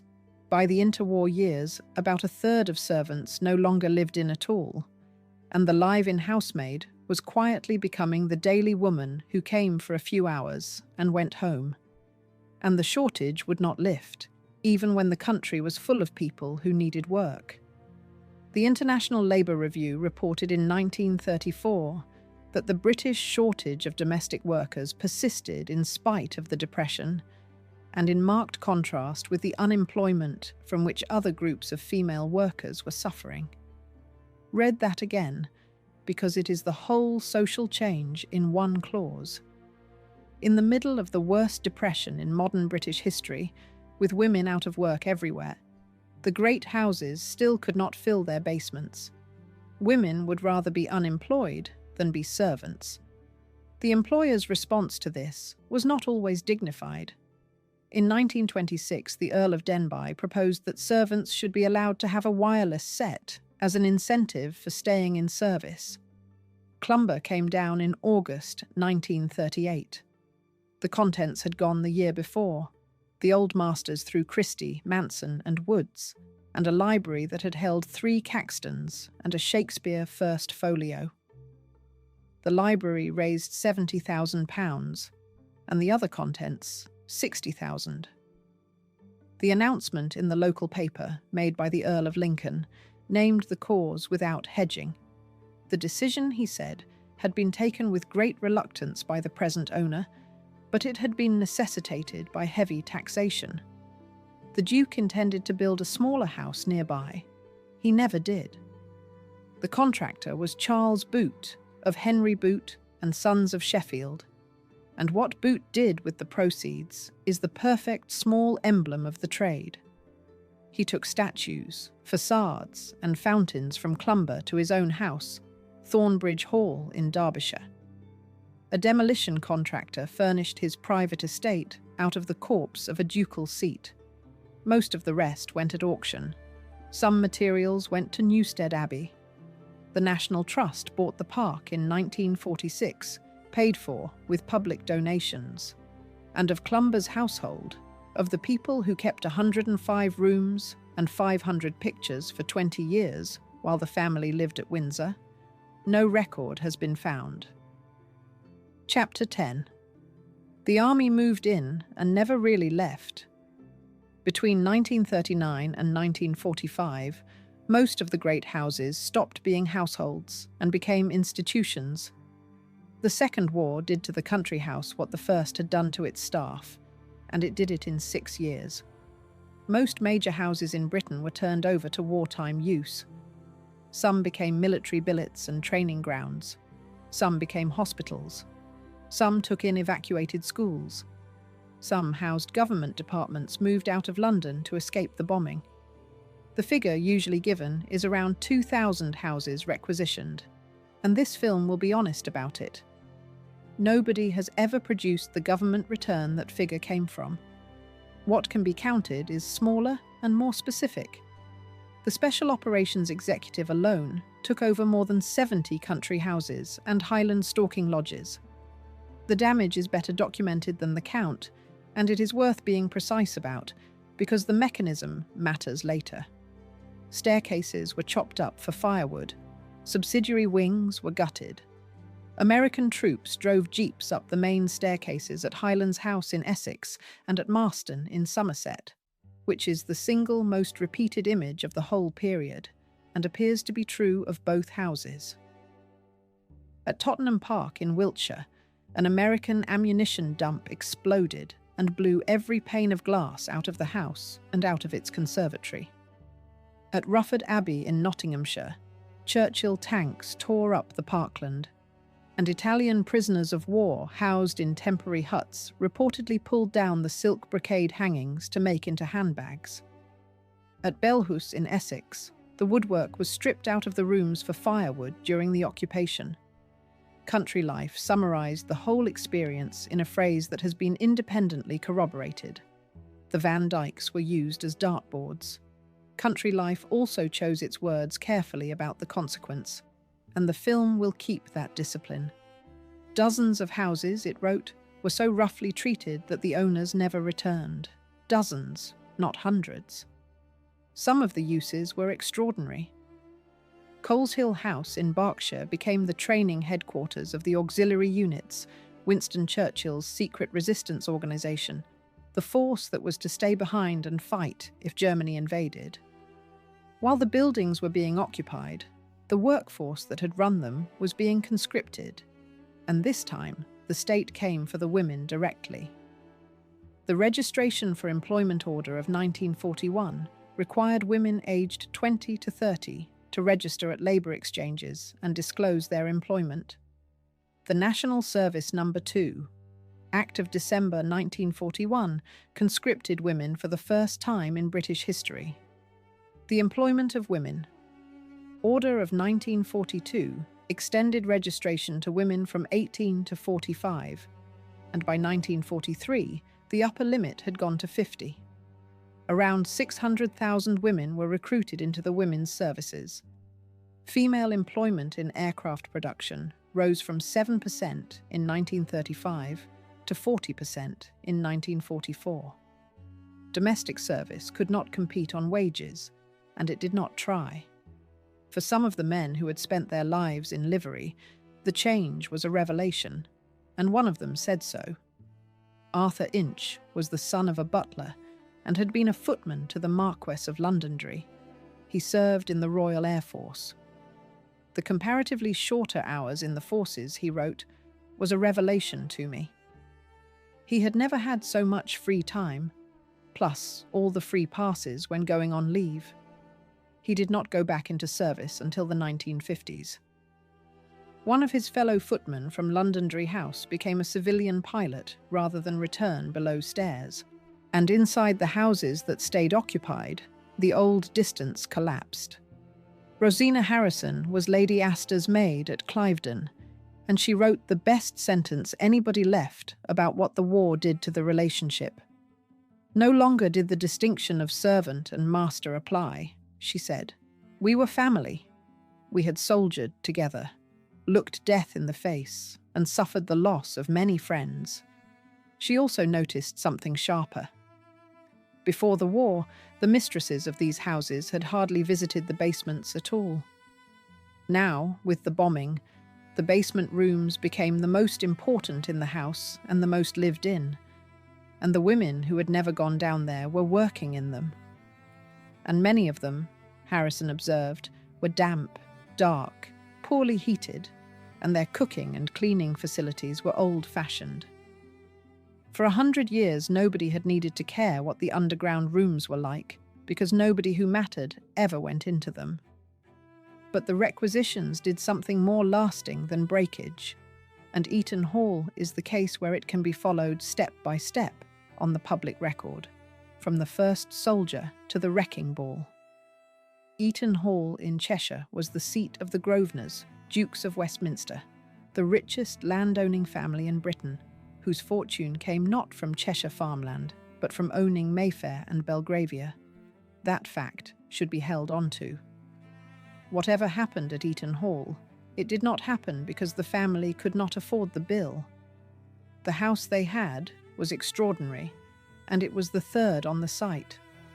The first substantial house by William Samwell went up from 1675 and cost over £1,000.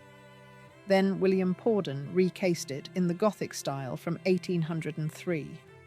Porden's estimate was £10,000 and 3 years. He delivered at over £100,000 and nearly 10 years, a tenfold overrun, which is the best single statistic in the building's history.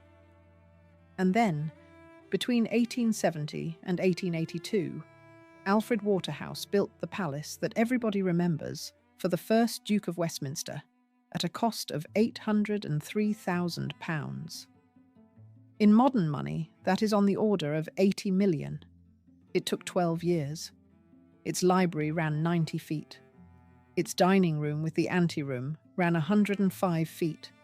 There was an octagonal great hall with an organ in it, and a chapel with a tower 183 feet high, carrying 28 bells. When the government came to describe it in the House of Commons in 1959, the phrase used was a 100-room mansion. Around 1880, the gardens alone employed 56 men. Both world wars used parts of the hall as a hospital. In 1940, the garden buildings were damaged by incendiary bombs, and the parkland was requisitioned as an airfield. In 1943, the Britannia Royal Naval College moved in from Dartmouth after Dartmouth was bombed and stayed until 1946. Then, From 1946 to 1958, the building became the Eaton Hall Officer Cadet School, training the officers of national service. For 19 years, a house designed around a household of servants was occupied by an institution that had no interest in it at all. While that was happening, something else was going on 100 miles east, and it is the most vivid single episode in this entire story. In April 1946, a column of lorries and heavy plant arrived at Wentworth Woodhouse. The war had been over for 8 months. Britain was desperately short of coal, and there was coal under the Fitzwilliam Gardens. Emmanuel Shinwell, the Labour Minister of Fuel and Power, authorised open-cast mining of the formal gardens and the park. Between 99 and 110 acres of lawn and woodland were taken up. 132,000 tons of coal came out of the gardens alone. The spoil was piled 50 feet high. A beech avenue 300 years old was uprooted. How close the excavators came to the building itself is contested, and dramatically so. Some accounts put the workings within 250 yards of the house. Others say they came within 16 feet of the door. The range runs from 1/4 of a mile to a few paces, and this film will state the range rather than pick a figure. Even the cautious end of it is remarkable, and the coal was no good. The contemporary judgment was that it was very poor stuff and not worth the getting. Earl Fitzwilliam appealed directly to the Prime Minister, Clement Attlee. It made no difference. The argument reached the floor of the House of Commons on the 16th of April, 1946, and the exchange survives in full, which makes it the best primary document in the whole subject. Mr. Keeling opened by asking what protection the Georgian mansion would receive. Shinwell answered that he anticipated there would be no damage to the mansion through open cast operations. Pressed, he said an underground alternative had been rejected on technical grounds, and that every possible alternative had been explored. Viscount Hinchingbrook asked whether a miners' leader's counter-proposal had been considered. Mr. Skeffington Lodge raised public concern about despoliation. Mr. Hogg asked whether the heritage bodies had been consulted at all. And Anthony Eden, from the Conservative front bench, raised national amenity and cited the opposition of Yorkshire miners themselves. Shinwell's reply to Eden was that the Union president spoke only for himself, and that he had received supportive letters from some miners. It has been said ever since that the whole operation was personal, an act of class revenge by a Labour minister against a great aristocratic family, and the evidence for that is an inference from the poor quality of the coal and from Shinwell's politics. It was the contemporary suspicion. It has never been established. What is established is the outcome. The gardens of Wentworth Woodhouse were dug up, the coal was not worth having, and the family retreated into a fraction of the house. From 1949, the building was leased to Lady Mabel College of Physical Education, and it stayed a college until 1979. Remember Shinwell, because he appears once more in this story, 13 years later, at Eaton Hall. The war left the country house in a specific and terrible position, and it is worth stating precisely. 6 years of institutional occupation had multiplied every repair the building needed. The staff who might once have kept it in order were gone into the forces and the factories and were not coming back. And the compensation regime, under the Compensation Defence Act of 1939, paid for wear and dilapidation, and is generally reckoned to have fallen short of what full restoration actually cost. So the owner got his house back, with the dry rot in it, and a bill he had not caused. And then he discovered that he was not allowed to fix it. Chapter 11. 80% and never on the fields. By 1949, estate duty reached 80%, and the farmland it was supposed to be destroying paid 27%. This is the center of the whole argument, and it reverses the story almost everybody has been told. Start with the thing that is true. The top rate of estate duty did reach 80% in 1949, and at the same moment the threshold at which it bit was halved. That is a real and enormous charge on a great fortune, and it did fall on families 2 and 3 times inside a decade, as it fell on the Fitzwilliams and the Devonshires. Now the thing that is almost never said. The 80% never applied to farmland.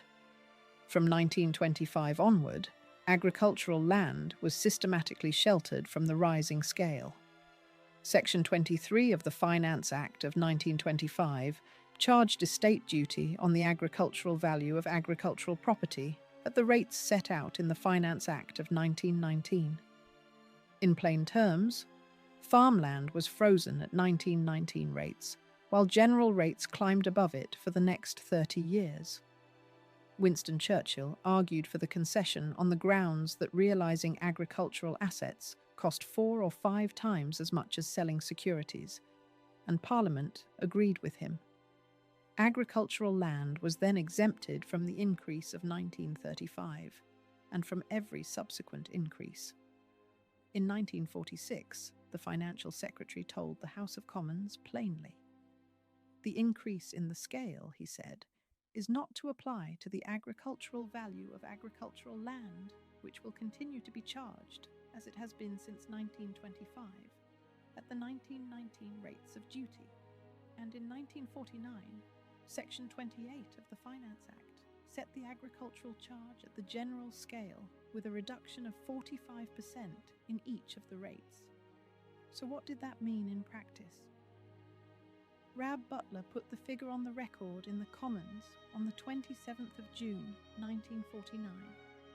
On an agricultural estate of £100,000, he said, the duty had been about 15.7% before that budget, and would be 27.5% after it. 27.5%, not 80. Across the whole country, death duties on agricultural land yielded only about £3 million a year. So where did the 80% bite?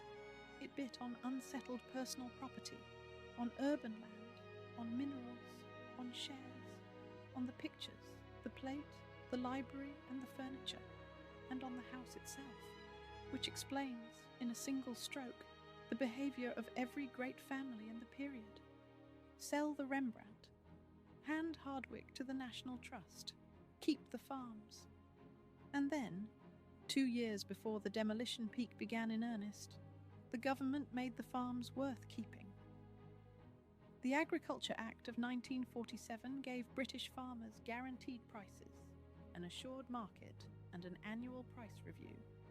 For the first time in 70 years, farmland was income producing and underwritten by the state.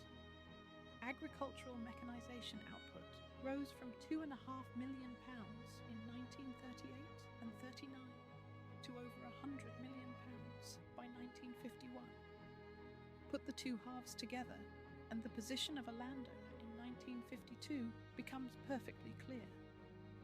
His farmland was income producing, underwritten by the state, and taxed on death at 55% of the general rate. It was, for the first time in 70 years, a good asset.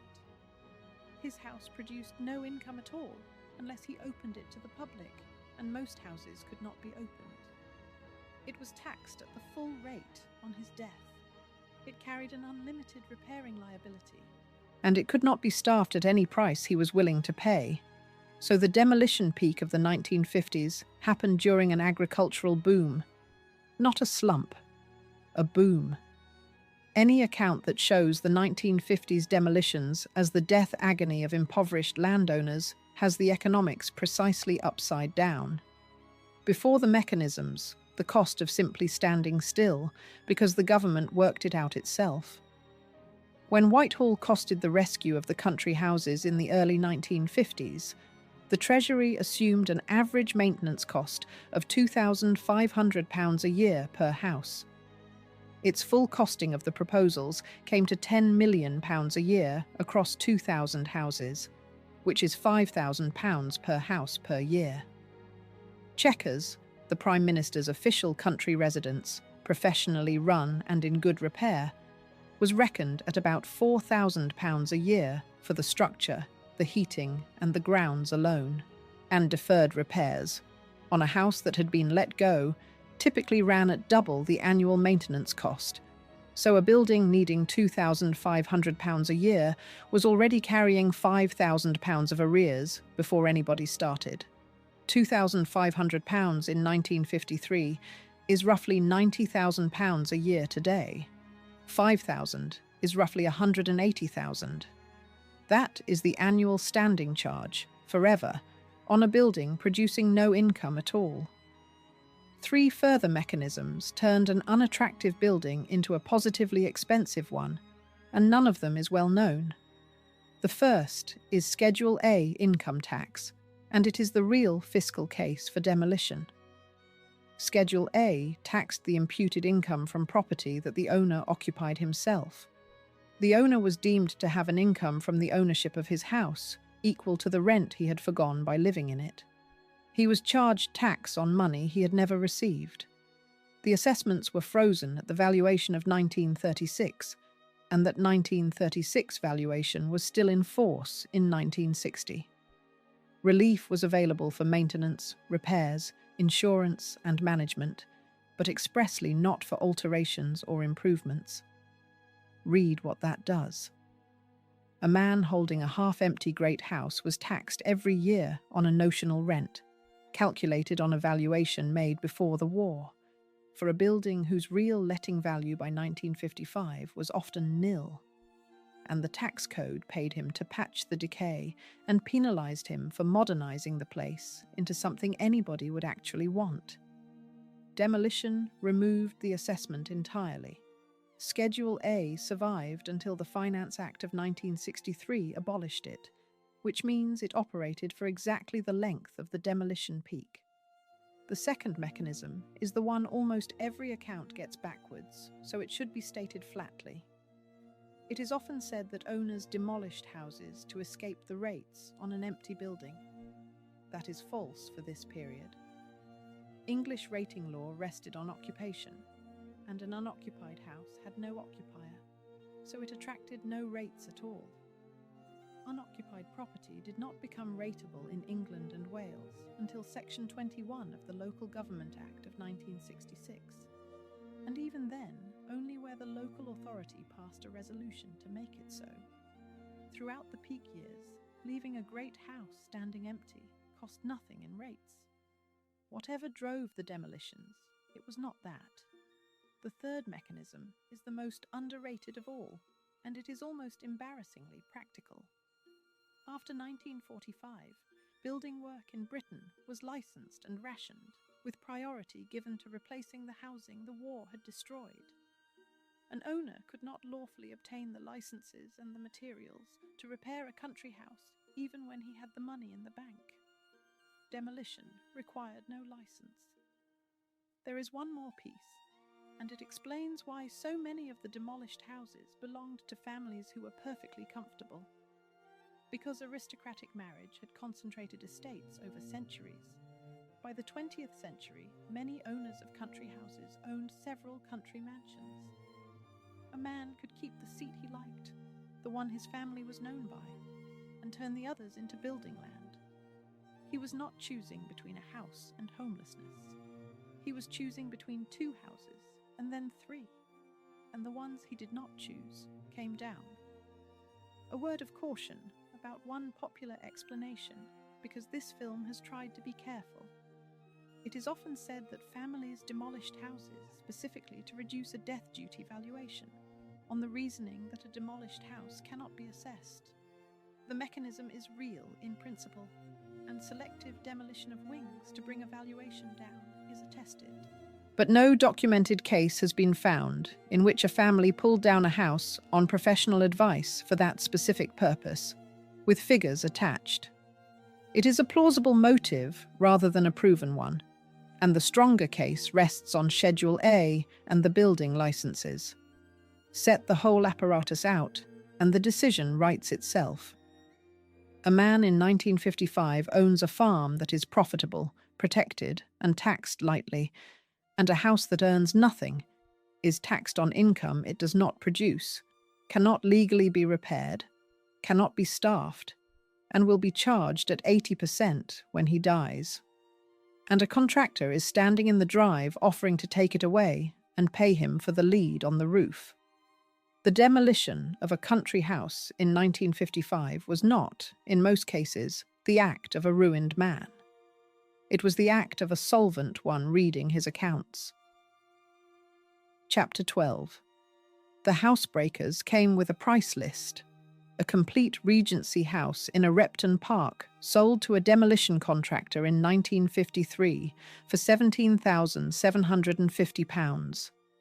The trade had a name for itself, and the name is housebreaking. It was an ordinary business with an ordinary model, and once the model is understood, the whole demolition age stops looking like a tragedy and starts looking like a market. Step 1. Buy the house outright, cheaply, sometimes for a nominal sum. The contractor was not buying a building. He was buying materials, in place, already assembled, and his profit lay in taking them apart. Step 2. Hold a demolition sale on site over several days and sell the fittings: chimney pieces, panelling, staircases, doors, floorboards, sanitary ware, garden ornament, balustrades, urns, statuary, lead cisterns, glass houses. Step 3. And this was always done first in practice. Strip the roof.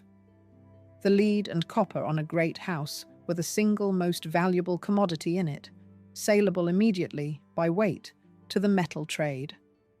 Stripping the roof had a second effect as well, and it was worth as much as the metal. A building without a roof stops being a house.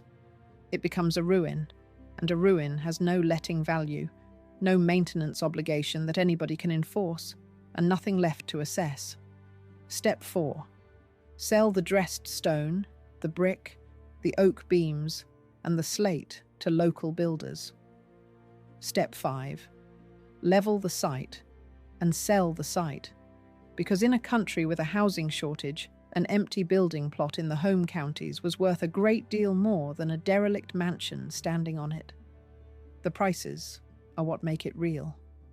Panshanger in Hertfordshire was a complete Regency Gothic house by William Atkinson, set in a park laid out by Humphrey Repton. Its last resident was Ethel Grenfell, Lady Desborough, one of the last of the great Edwardian hostesses, who lived there from 1905 until her death in 1952. Her daughters sold everything at auction in July 1953. The Cowper collection that had hung there was one of the finest in England, and a Raphael from it had already gone in 1913 and now hangs in Washington. At the auction, there was no interest in the house itself. It was bought by a demolition contractor named Richard Ashton in 1953 for £17,750. A complete Regency house with a Repton Park around it for less than the price of a suburban street.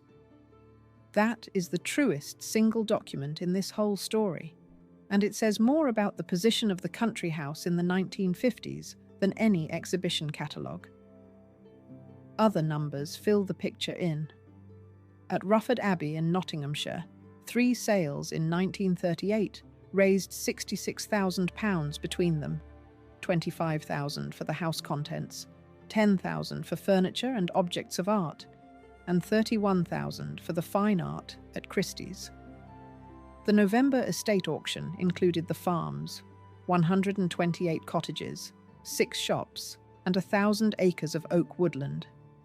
When Rufford itself was finally pulled down from June 1956, on the order of Nottinghamshire County Council, the official argument was stated openly. In the current post-war economic climate, it was of greater national importance to demolish and salvage valuable building materials. demolition for salvage, as a matter of public policy, put in writing. At Belhus in Essex, the contents went over 8 days in 1923 and raised £21,000, roughly £1 million in today's money.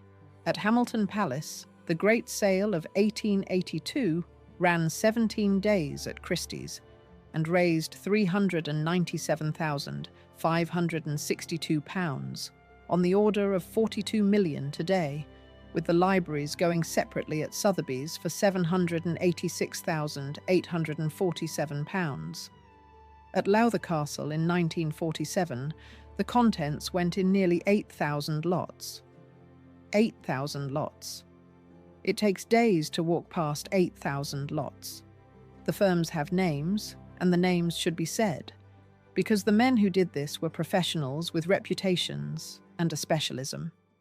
J.H. Brough of Beeston took down Nuthall Temple in 1929.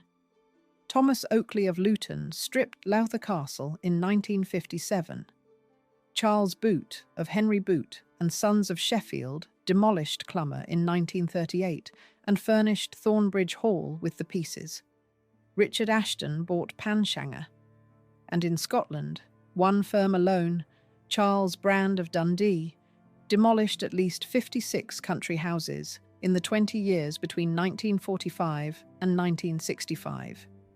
56 houses, one company, 20 years. Lowther shows the roof stripping tactic in its purest form. Robert Smirke had built the castle between 1806 and 1814 for the first Earl of Lonsdale, and it was Smirke's first major commission. After the Yellow Earl died in 1944, the debts came due.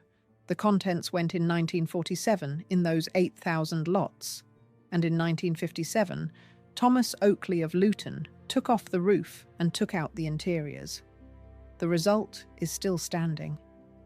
The facade and the outer walls of Lowther Castle remain intact to 3 stories, a complete Regency Gothic screen with nothing whatever behind it. Visitors walk through the front door into open sky. And then there was Nuthall Temple, which was destroyed as public entertainment. Nuthall Temple in Nottinghamshire was built between 1754 and 1757, a classical villa modelled on Palladio's Villa Capra, one of only 4 English houses on that model, and Country Life judged that it contained the finest Rococo work in England. It had a vast octagonal hall with ornate plasterwork. In October 1927, it was advertised as a possible garden city site, a clubhouse or a hotel. There was no taker. In November, the estate was split into lots. In early 1928, the furniture and contents were auctioned. In 1929, J.H. Brough of Beeston went to work. He underpinned sections of the structure. Then he saturated the woodwork with petrol and paraffin and set it alight. When it was ignited, the record says, there was a tremendous blaze. Around 400 tons of masonry came down. The technique compressed 8 weeks of work into 8 days, and the burning drew spectators. A Palladian villa was destroyed in front of a crowd as an event. The ruin stood for 30 years. The last of it was blown up in the 1960s to make way for the M1 motorway, and the site now lies beneath the southbound slip road at Junction 26. The army did the work free of charge wherever it could, in exchange for the training value, and the record of the charges used is oddly precise. At Tong Castle in Shropshire in July 1954, the Territorial Army laid 120 pounds of explosive, and the whole structure rose about 10 feet into the air and then collapsed. At Streatham Castle in County Durham, ancestral seat of the Bowes family and therefore of the Queen Mother's line, the Territorial Army blew up the shell on the 29th of March 1959 at the owner's invitation. At Farthinghoe Lodge in Northamptonshire in 1960, a Royal Engineers bomb disposal unit used 500 pounds of plastic explosive on an 18th century house, 120 pounds at Tong, 500 at Farthinghoe. the army was calibrating. Which brings this back to Cheshire and to the debate that sealed the fate of Eaton Hall. On the 8th of April 1959, the House of Commons discussed what the War Office had been doing with the Duke of Westminster's palace. The Under-Secretary of State for War, Hugh Fraser, laid out the figures. The Treasury had authorised £396,600 in 1955 on the department's claim that it would need the hall in future. Of that, only £31,000 was ever spent. The annual cost of rent, wages and maintenance ran to an estimated £27,000. Treating the dry rot would cost approximately £15,000. A staff of 34 was maintaining the property and its 900 acres. And after the abolition of national service in 1957, no unit of what Fraser called the much smaller, all-regular army of the future could be made to fit the building. Then Emmanuel Shinwell rose, the same man who had authorised the excavators at Wentworth Woodhouse 13 years earlier, and advised against spending any more on it. Eaton Hall, he said, had never been satisfactory for cadet training. That was April 1959. 18 months later, on the 26th of October 1960, the Cheshire Observer reported that Eaton Hall was to be demolished and gave the reason as dry rot. The Grosvenor Estate's own official history states the cause without evasion. The demolition of the Waterhouse Hall, it says, was out of necessity after the estate was leased to the War Office over several decades and fell into disrepair. An £803,000 palace owned by the richest landowning family in Britain, brought down by 19 years of institutional occupation and a fungus. And standing at the gate, when the reporter came, was a man who had been there since the Somme. Chapter 13. 43 years at the gate. The Cheshire Observer found him still in his lodge in October 1960, one of the few locals who would speak openly about it. Harold Barwick had come to Eaton Hall in 1916 to convalesce after being wounded on the Somme. He never left. In 1917, he became the lodge keeper, and he was still the lodge keeper 43 years later when the reporter came up the drive to write about the end of the place. He talked about the livery. He had worn full livery at that gate in the days when the guests came, and Winston Churchill had been among them. Then he looked down at what he was standing in and called it his twopence halfpenny business garb. Most people locally would not say anything at all. The reporter noted it. They were reluctant to speak about the hall and its future. Barwick spoke openly about a past that he believed had gone forever. The last thing he said about it, on the record, was 5 words long. I shall miss it. That is what a demolition took. Not a roof, not a facade. A man's entire adult life, from the year he was carried out of a trench to the year they measured his employer's house for the wrecking ball, and at the end of it, he was a story in a local newspaper, and then he was nothing. The vicar of Eccleston, the Grosvenor estate village down the road, spoke in the same period and gave the other half of the truth, and it should be included because it complicates the grief. For years, the Reverend Eric Jones said, "The hall has been a white elephant. There is not so much an affection for the mansion itself, but nostalgia for the old days." Nobody in Eccleston was mourning a building. They were mourning an arrangement. Now widen the frame, because the house was only the centre of the thing.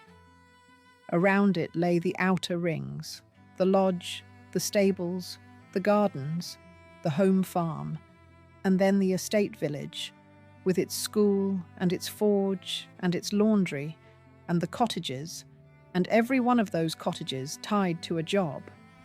That tie is the mechanism, and there are 2 places in England where it can be watched working, because the state itself pulled the trigger. Tyneham is a valley in Dorset. The Bond family had been squires there since 1683, 260 years, and their Elizabethan manor house stood in the middle of it. There was a church, there was a school, there was a laundry, run since 1917 by a woman named Helen Taylor. On the 16th of November, 1943, the notice arrived. The military would take over the area on the 19th of December, and all civilians must be out by that date. 28 days. 6 days before Christmas. Between 225 and 252 people left, and 7,500 acres were taken. They were told it was for the war and that they would come back. What they were not told was the purpose. The United States 1st Infantry Division trained in that valley before the landings in Normandy. Helen Taylor was the last person out. Before she went, she pinned a note to the door of the church, and it is the most quoted sentence in this whole subject for a good reason. "Please treat the church and houses with care," it read. "We have given up our homes where many of us lived for generations to help win the war to keep men free. We shall return one day, and thank you for treating the village kindly." They never returned. In 1948, the War Department refused to give the land back and issued a compulsory purchase order. In 1952, a further compulsory purchase ended any legal route home. Compensation came to around £30,000 for the whole estate, which works out at roughly £133 a head. Tyneham House itself, Elizabethan, the seat of a family that had been there since the reign of Charles II, was demolished by the military authorities. Sources give the year as either 1967 or 1973, and the discrepancy has never been settled. Its east front was carted off to Athelhampton. The site is still closed to visitors. The last surviving resident of Tyneham, a man named Peter Wellman, died in May of 2025, aged 100. At Imber in Wiltshire, the same thing had happened a fortnight earlier, and with barely more warning. On the 1st of November, 1943, about 150 people were given 47 days to quit so that American troops could practice street fighting in their village. The village blacksmith was a man called Albert Nash. He had been the blacksmith at Imber for over 40 years. He was found sobbing over his anvil. He was the first of the former residents to die after the eviction, and the first to be brought back to Imber for burial. The account in the village, then and since, is that he died of a broken heart. And here is the legal detail that matters, because it is the same detail that governed every servant in every great house in Britain. The people of Imber held their tenancies under conditions permitting the War Office to take possession and evict them. The tenure that housed them was the tenure that removed them. Some of them left tinned food in their kitchens because they expected to be back within 6 months. Documentary evidence about the promise to return only surfaced in the 1970s. One farming family had to be removed by force. That is the estate system seen from the outside, and the mechanism is identical to the one inside the green baize door. The cottage was part of the wage. The wage ended. The cottage went with it. Not everyone who lived through the change looked back on it with bitterness, and the record is clear enough about that to be worth quoting properly. Mrs. Davidson was the cook at Craythorne Hall in Yorkshire from 1910, and she was still there to be interviewed in 1971. She described the shrinking from the inside. The men had to go to war, she said. Then we had parlour maids. After the war, there weren't nearly so many servants. And then the sentence that describes what happened to everybody who stayed. We worked harder after the war. You just had to fill in all sorts. Her verdict on the whole system was not what a modern listener expects. The young people coming now, she said, compared with those earlier in the century, are nicer.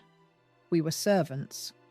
We looked to them as if they were superhuman beings, and they weren't.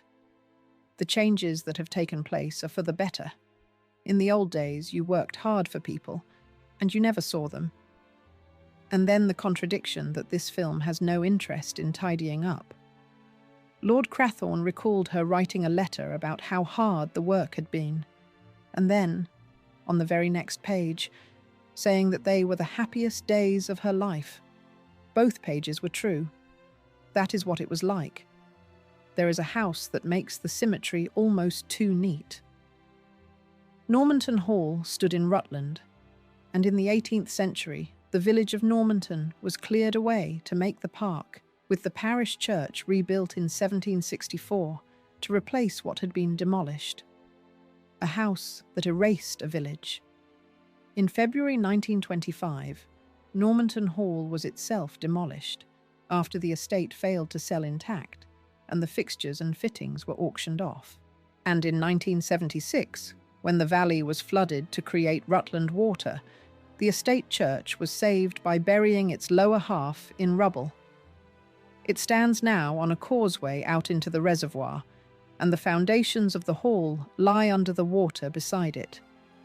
The most photographed site in Rutland is the church of a house that no longer exists, standing in a lake. Everything else that vanished was documented somewhere. The pictures went through Christie's and were catalogued to the last frame. The panelling went to America with an inventory. The stone went to local builders with a price per ton. The wage books were thrown away. Because when a house came down, what was owed was 1 month. Not a pension, because there was no pension. Not a redundancy payment, because the idea did not apply to them. Not the cottage, because the cottage belonged to the estate. 1 month's wages, and, if the family felt like writing one, a paragraph of handwriting. For Harold Barwick, that was the settlement on 43 years. Chapter 14.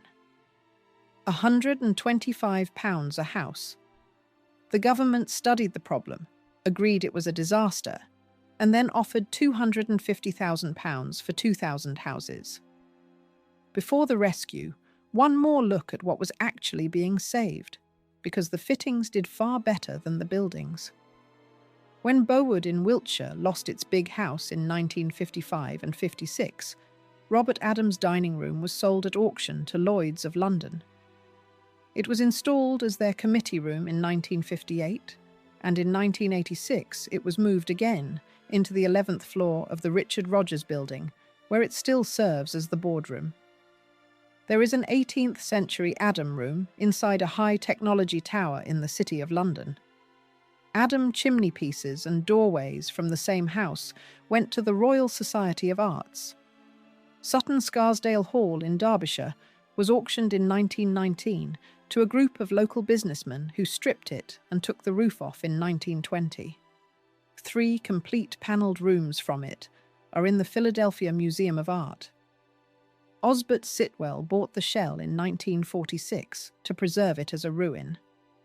A visitor can stand in a roofless building in Derbyshire and know that its rooms are on display in Pennsylvania. The carved staircase from Cassiopeiy went to the Metropolitan Museum of Art in New York, and what stands on the original site is suburban housing. And 2 whole houses crossed the Atlantic in a single year. Agecroft Hall was a timber-framed Lancashire manor of the late 15th century, killed by industry rather than by tax. Coal pits opened all around it. Railway tracks were cut across the manor, and mining subsidence made a dirty lake at the edge of the estate. It was bought at auction in 1925, dismantled, crated, shipped, and re-erected in Richmond, Virginia, at a cost of about $250,000. In the same year, an American diplomat bought Warwick Priory, founded in 1109, preempting the auction with a lump sum of £3,500 for the entire remaining structure. The materials arrived in Richmond soaked in seawater and had to be dried out in a barn for up to 6 months. The finished house was handed over on the 1st of January 1929, £3,500 for a 12th century English priory. The two houses now stand within sight of each other on the James River, so the rooms were saved. The question is, what happened to the buildings? And the answer is that Britain studied the problem carefully and then declined to pay for it. In 1948, a committee was appointed under Sir Ernest Gowers, and it reported in June 1950. It looked at about 2,000 houses in the top category. Its language was not cautious. The country, it said, was faced with a disaster comparable only to that which it suffered with the dissolution of the monasteries in the 16th century. And Gowers named the staffing crisis alongside the tax in a passage that belongs at the centre of this film. A secondary factor, he wrote, is the growing difficulty of getting, and the expense of paying, the necessary staff, both indoor and outdoor. In the heyday of these houses, wages were low, and service at the big house, around which the whole social life of the neighbourhood revolved, was much sought after. Those conditions have disappeared. Then the three clauses that end it. There is not now the labour available for domestic service. There is not the desire to do it. And there is not the money to pay for it. That is a government committee in 1950, identifying the disappearance of a workforce as a national emergency in a report about buildings. Gowers had a philosophy, and it has governed British heritage policy ever since. He held that the owner of a house is usually the right person to preserve it, especially if it has long been in his family, because private ownership represents an element of freedom and individuality which it would be lamentable to lose. He warned that direct state acquisition would produce white elephants. His committee recommended a statutory council, tax relief for owners who accepted public access, and exemption from death duties for designated houses and their contents. What arrived was smaller. The Historic Buildings and Ancient Monuments Act of 1953 created historic buildings councils for England, Scotland, and Wales, with the power to make grants. But the councils were advisory, and they had no paid staff. And then, the money. On the 6th of February 1953, the Minister of Works, David Eccles, told the House of Commons that the Chancellor would provide £250,000 a year, which, he said, will enable us to look after between 50 and 100 of the finest houses. He added that the general proposals of the Gowers report cannot be carried out, and that they must wait for more favourable times. £250,000 a year. 2,000 houses in the top category. That is £125 per house per year, against a Treasury estimate that keeping one of them cost £2,500 a year. The Treasury's own costing of full implementation was £10 million a year. It offered a 40th of that. The other rescue was private, and it was also small. The National Trust's Country Houses scheme began with a speech. In 1934, the 11th Marquess of Lothian told the Trust's annual meeting that it should take more of these houses into ownership. The National Trust Acts of 1937 and 1939 gave the Trust the power to accept land instead of a cash endowment, and to take on properties held under complicated settlements. The bargain was simple. The owner handed over the house and an endowment, escaped estate duty on both, and stayed on as a tenant on condition of public access. Whitewick Manor was the first property actually transferred in 1937. Blickling came in 1940, left by Lothian himself. Then Packwood, Anglesey Abbey, Lecoq, Brockhampton, Petworth in 1947, Ickworth in 1956, Hardwick in 1959, Sudbury in 1967. By the end of the Second World War, the National Trust owned 23 houses, 23, against a loss running into the hundreds in the same period. And the scheme's own architect said what he thought of the result. James Lees Milne was secretary of the Country Houses Committee from 1936 to 1950, and he was the man who did the negotiating, house by house, family by family.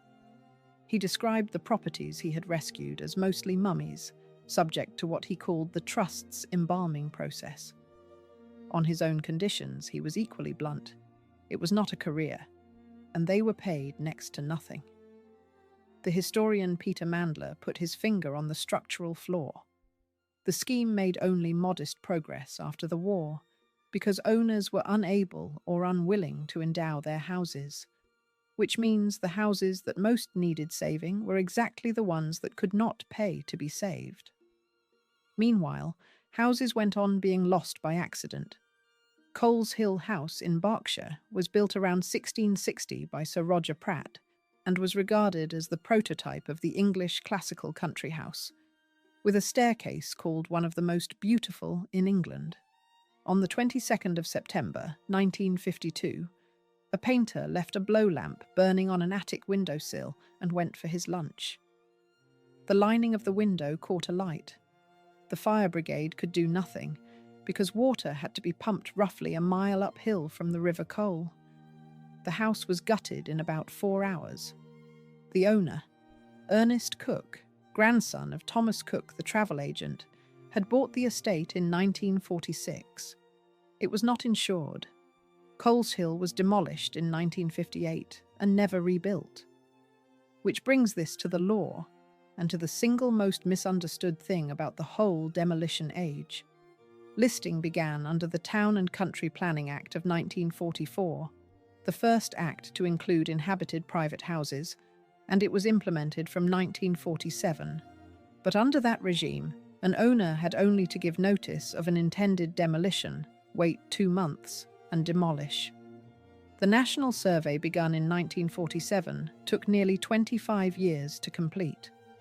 Enforcement was minimal, and over half of all the early listings were made by a single council at Winchelsea.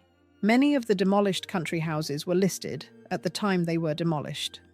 Listing was not a bar to anything. The change came in 1968. Part 5 of the Town and Country Planning Act of that year made it an offence to demolish or alter a listed building without listed building consent, granted in writing. It replaced notice with permission. Silence now meant refusal rather than consent. It created immediate building preservation notices. It required authorities to have special regard to the desirability of preserving the building, and it obliged them to consult the national amenity societies. The effect was immediate and measurable. Listed buildings fell from around 400 in 1966 to 266 in 1969, the first full year of the consent regime, and to 161 by 1982. 1968 was the last year in which country house demolitions ran into double figures. One clause of one planning act stopped the wave, and it did so 6 years before the country was told to grieve. Chapter 15. The exhibition was an argument. The show that taught Britain to mourn these houses opened 6 years after the law that had already stopped the demolitions. Roy Strong did not hide what he was doing, and the evidence for that is in his own correspondence. In the spring of 1974, he wrote about the threat facing the owners of historic houses. The threatened wealth and inheritance taxes, if applied to historic house owners, will see the end of 1,000 years of English history and culture, he wrote, as the contents are unloaded into the sale room, the houses handed over to the government or demolished. He finished with a sentence that tells the reader exactly what kind of project this was. I cannot tell you the horrors looming unless one fights and intrigues at every level behind the scenes. The Labour Manifesto of February 1974 had promised an annual wealth tax on the rich, with a green paper following that August. The Historic Houses Association, formed the year before, ran a petition that gathered 1.25 million signatures. An organisation called Heritage in Danger was founded in the summer of 1974 by a Conservative Member of Parliament, Patrick Cormack, and an art dealer, Hugh Leggett. The exhibition opened in October, 1 week after a report on country house finances, and the day before, a general election. In December 1975, the Parliamentary Select Committee on a Wealth Tax failed to agree and produced 5 rival draft reports. On the 29th of November 1976, the government announced that it would not introduce a wealth tax in the life of that parliament. And Strong, in a letter of December 1975, allowed himself the credit. "I now know," he wrote, "that the Country House show profoundly influenced the government in respect of the wealth tax, so 1974 did achieve something." The reception at the time was not the unanimous grief that later retellings imply. The Observer called it the most emotive, propagandist exhibition ever to grace a public museum's walls, objecting to its loaded language and describing it as an attempt to do for the privileged what Chairman Mao did for the people. Even John Harris, who read out the names of the lost houses on the tape, had written a memo before it opened, warning about the political implications, and saying it would be political dynamite to open with a section on the Arcadian vision, because the contrast would look like advocacy for a way of life that was defunct and unacceptable. His advice was not taken. And then there is the attendance figure, which is the single most useful fact for anybody trying to think clearly about this. 42,555 people saw it. An exhibition described ever since as the moment Britain changed its mind was seen by fewer people than fill a football stadium. Its power lay in the press coverage, in an accompanying television film, and above all in its timing, arriving at the exact moment a wealth tax was on the table. What it changed was a finance bill. What the lobby won instead of the tax was conditional exemption from capital transfer tax for heritage property, introduced in 1975 and extended to land and buildings in exchange for a public access undertaking, and maintenance funds under the Finance Acts of 1975 and 1976. 2 years later came the case that changed the rest of it. The 6th Earl of Rosebery died in 1974, leaving £4 million in death duties, and Mentmore Towers, with a collection said to have been one of the finest ever assembled in private hands outside a royal family, was offered to the nation for £2 million. The Department of the Environment declined. The Secretary of State offered £1 million of public money and required £2 million from private sources, which never appeared. Sotheby's sold the contents on site over 10 days in May 1977 in a 5-volume catalogue, and raised over £6 million against a valuation of up to £9 million. The auctioneers stood to earn over £1 million in commission on that sale, which is more than half the price the nation had refused to pay for the whole house and everything in it.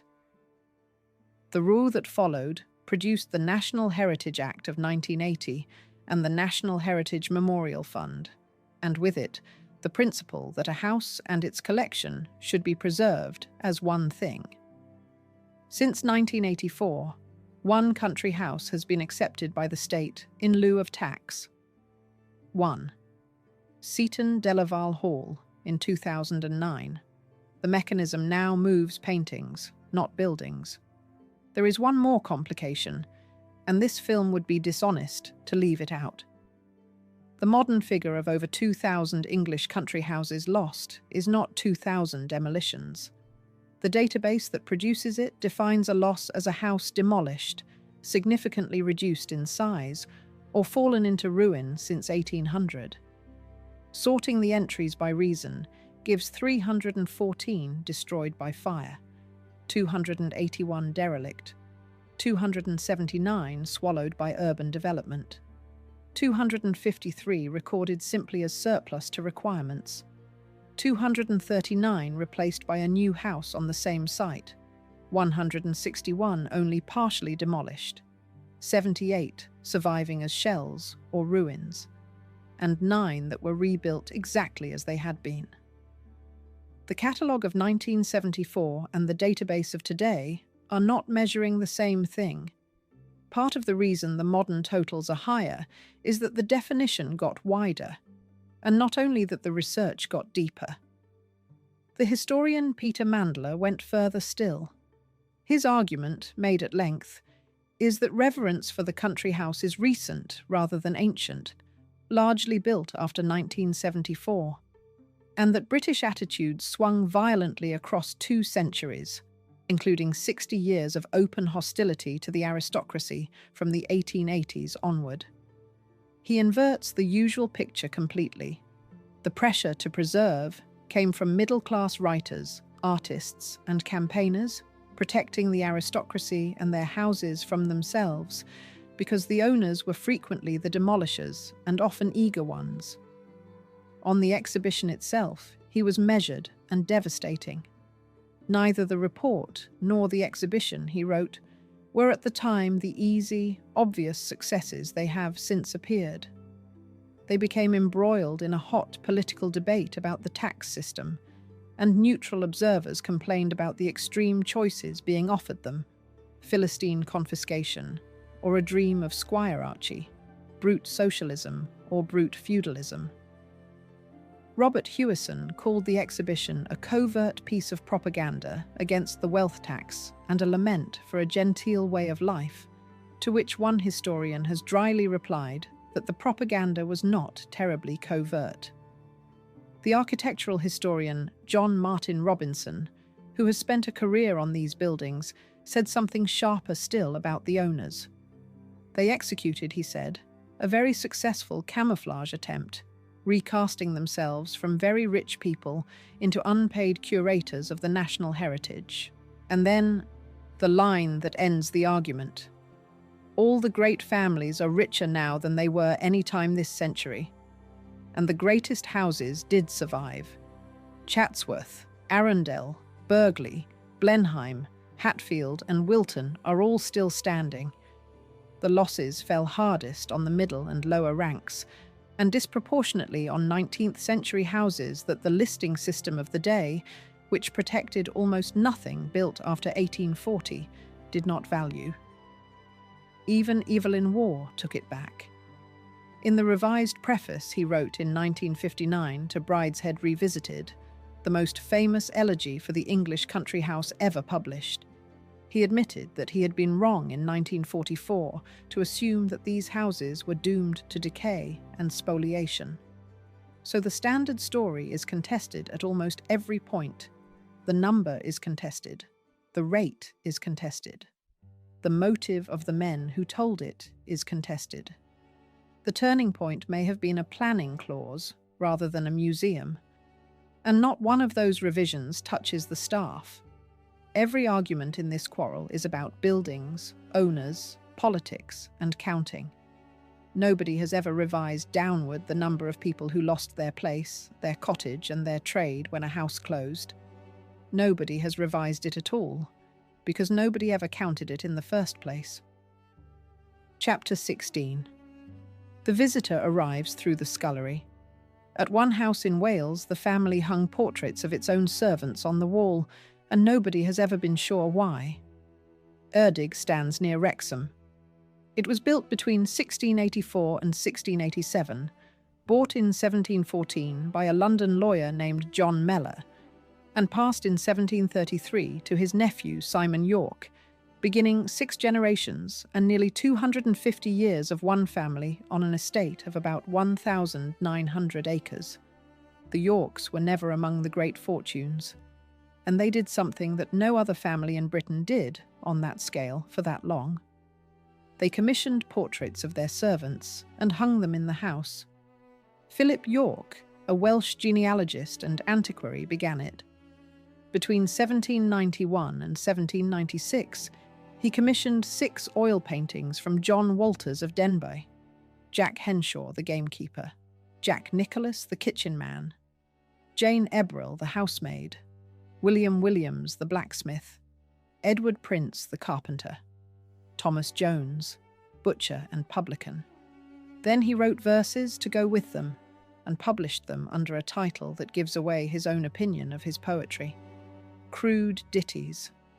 Jane Ebrill's lines survive, and she was known in that household as the spider brusher and as the mother of us all. From room to room, he wrote, "She drove the dust with brush and broom, and by the virtues of her mop, to all uncleanness put a stop." It is not great verse. It is the only verse of its kind, because everywhere else in Britain the housemaid was the one thing the house was designed to make invisible, and here somebody hung her on the wall and rhymed about her mop. The tradition kept going. In 1830, 3 more male servants were painted by William Jones, the gardener, the woodman, and the carpenter. In 1852 came the first daguerreotype of the Erdig servants, a group photographed on the steps of the West Front, men and women in equal number. There were further group photographs in 1887 and in 1912, one of them showing 10 men and 7 women. In the Edwardian years, the photographs came with verses again, and at least 6 single portraits of individual women servants. They hang in the servants' hall and along the servants' passage, with the household bells hanging below them. The National Trust, which owns the house now, is honest that nobody knows why. The Trust's own suggestion is that the Yorks were not especially wealthy, could not compete on wages, and secured great loyalty anyway, generation after generation of the same families serving at Erdig. The portraits may have worked as an incentive scheme of the 18th century, recognition instead of money. That should be held alongside Ellen Penketh, prosecuted by the same family and acquitted by a jury. Erdig is not a fairy tale. It is simply the one place where somebody thought the workforce was worth painting, and Erdig collapsed exactly like everywhere else. After Philip York II died in 1922, the income shrank and the staff were laid off. Simon York IV became a recluse and installed no electricity, no running water, no gas, and no telephone in the house at all. Coal mining beneath the estate from the nearby Bersham Colliery caused subsidence of up to 5 feet on one side of the building. Cracks opened in the walls. Water poured through the roof. Wet rot spread through the fabric. By the early 1970s, Erdig was very close to being another name on a list. In 1973, Philip York III gave the estate, the house, and every one of its contents to the National Trust, on the condition that nothing whatever was to be removed from the house.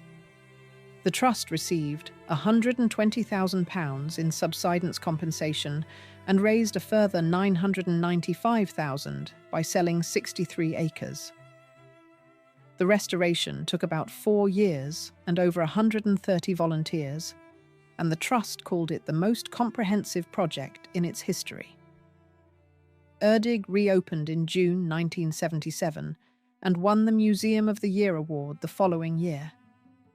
And then the Trust did the thing that closes the circle, and it is the quiet inversion this whole story has been travelling towards. It routed the visitors in through the working wing. At Erdig, you do not enter through the front door. You come in through the bakehouse, the scullery, and the laundry. You walk the servants' passage, past the offices of the housekeeper, the butler, and the estate manager, under the portraits and the bells. And only then, having come the whole way through the world below stairs, do you reach the family rooms. The tourist at Erdig arrives as a servant, not as a guest. That approach has spread. Across the country, the service wings have been opened, one by one. The domestic wing at Anglesey Abbey, restored to how it looked in the 1960s, with its butler's pantry and its brushing room. Henry Holland's hidden servants' staircases and concealed doorways at Berrington Hall, built expressly to keep the work out of sight, and now the reason people buy a ticket. The restored basement at Castle Cool, the early gas stove and dishwasher at Cragside, original audio recordings of 1930s servants at Ickworth, the intact service courtyard at Lanarkeren, with its dairy, its brewhouse, and its laundry. The rooms at Penryn Castle set aside for brushing hats, cleaning shoes and lighting lamps. At Dunham Massey, the kitchen survives just as it was when it stopped working in 1976, with one of the earliest and largest agas ever made still in it. And the butler's pantry there is preserved as it was in the early 1900s, and the trust describes it as the only room in the whole house where a servant influenced the interior. The butler wanted wood. The 9th Countess wanted a stone effect surface. The butler won. One room in one house, out of all of it. Which brings this back to the thing that started it, and to the document that does not exist.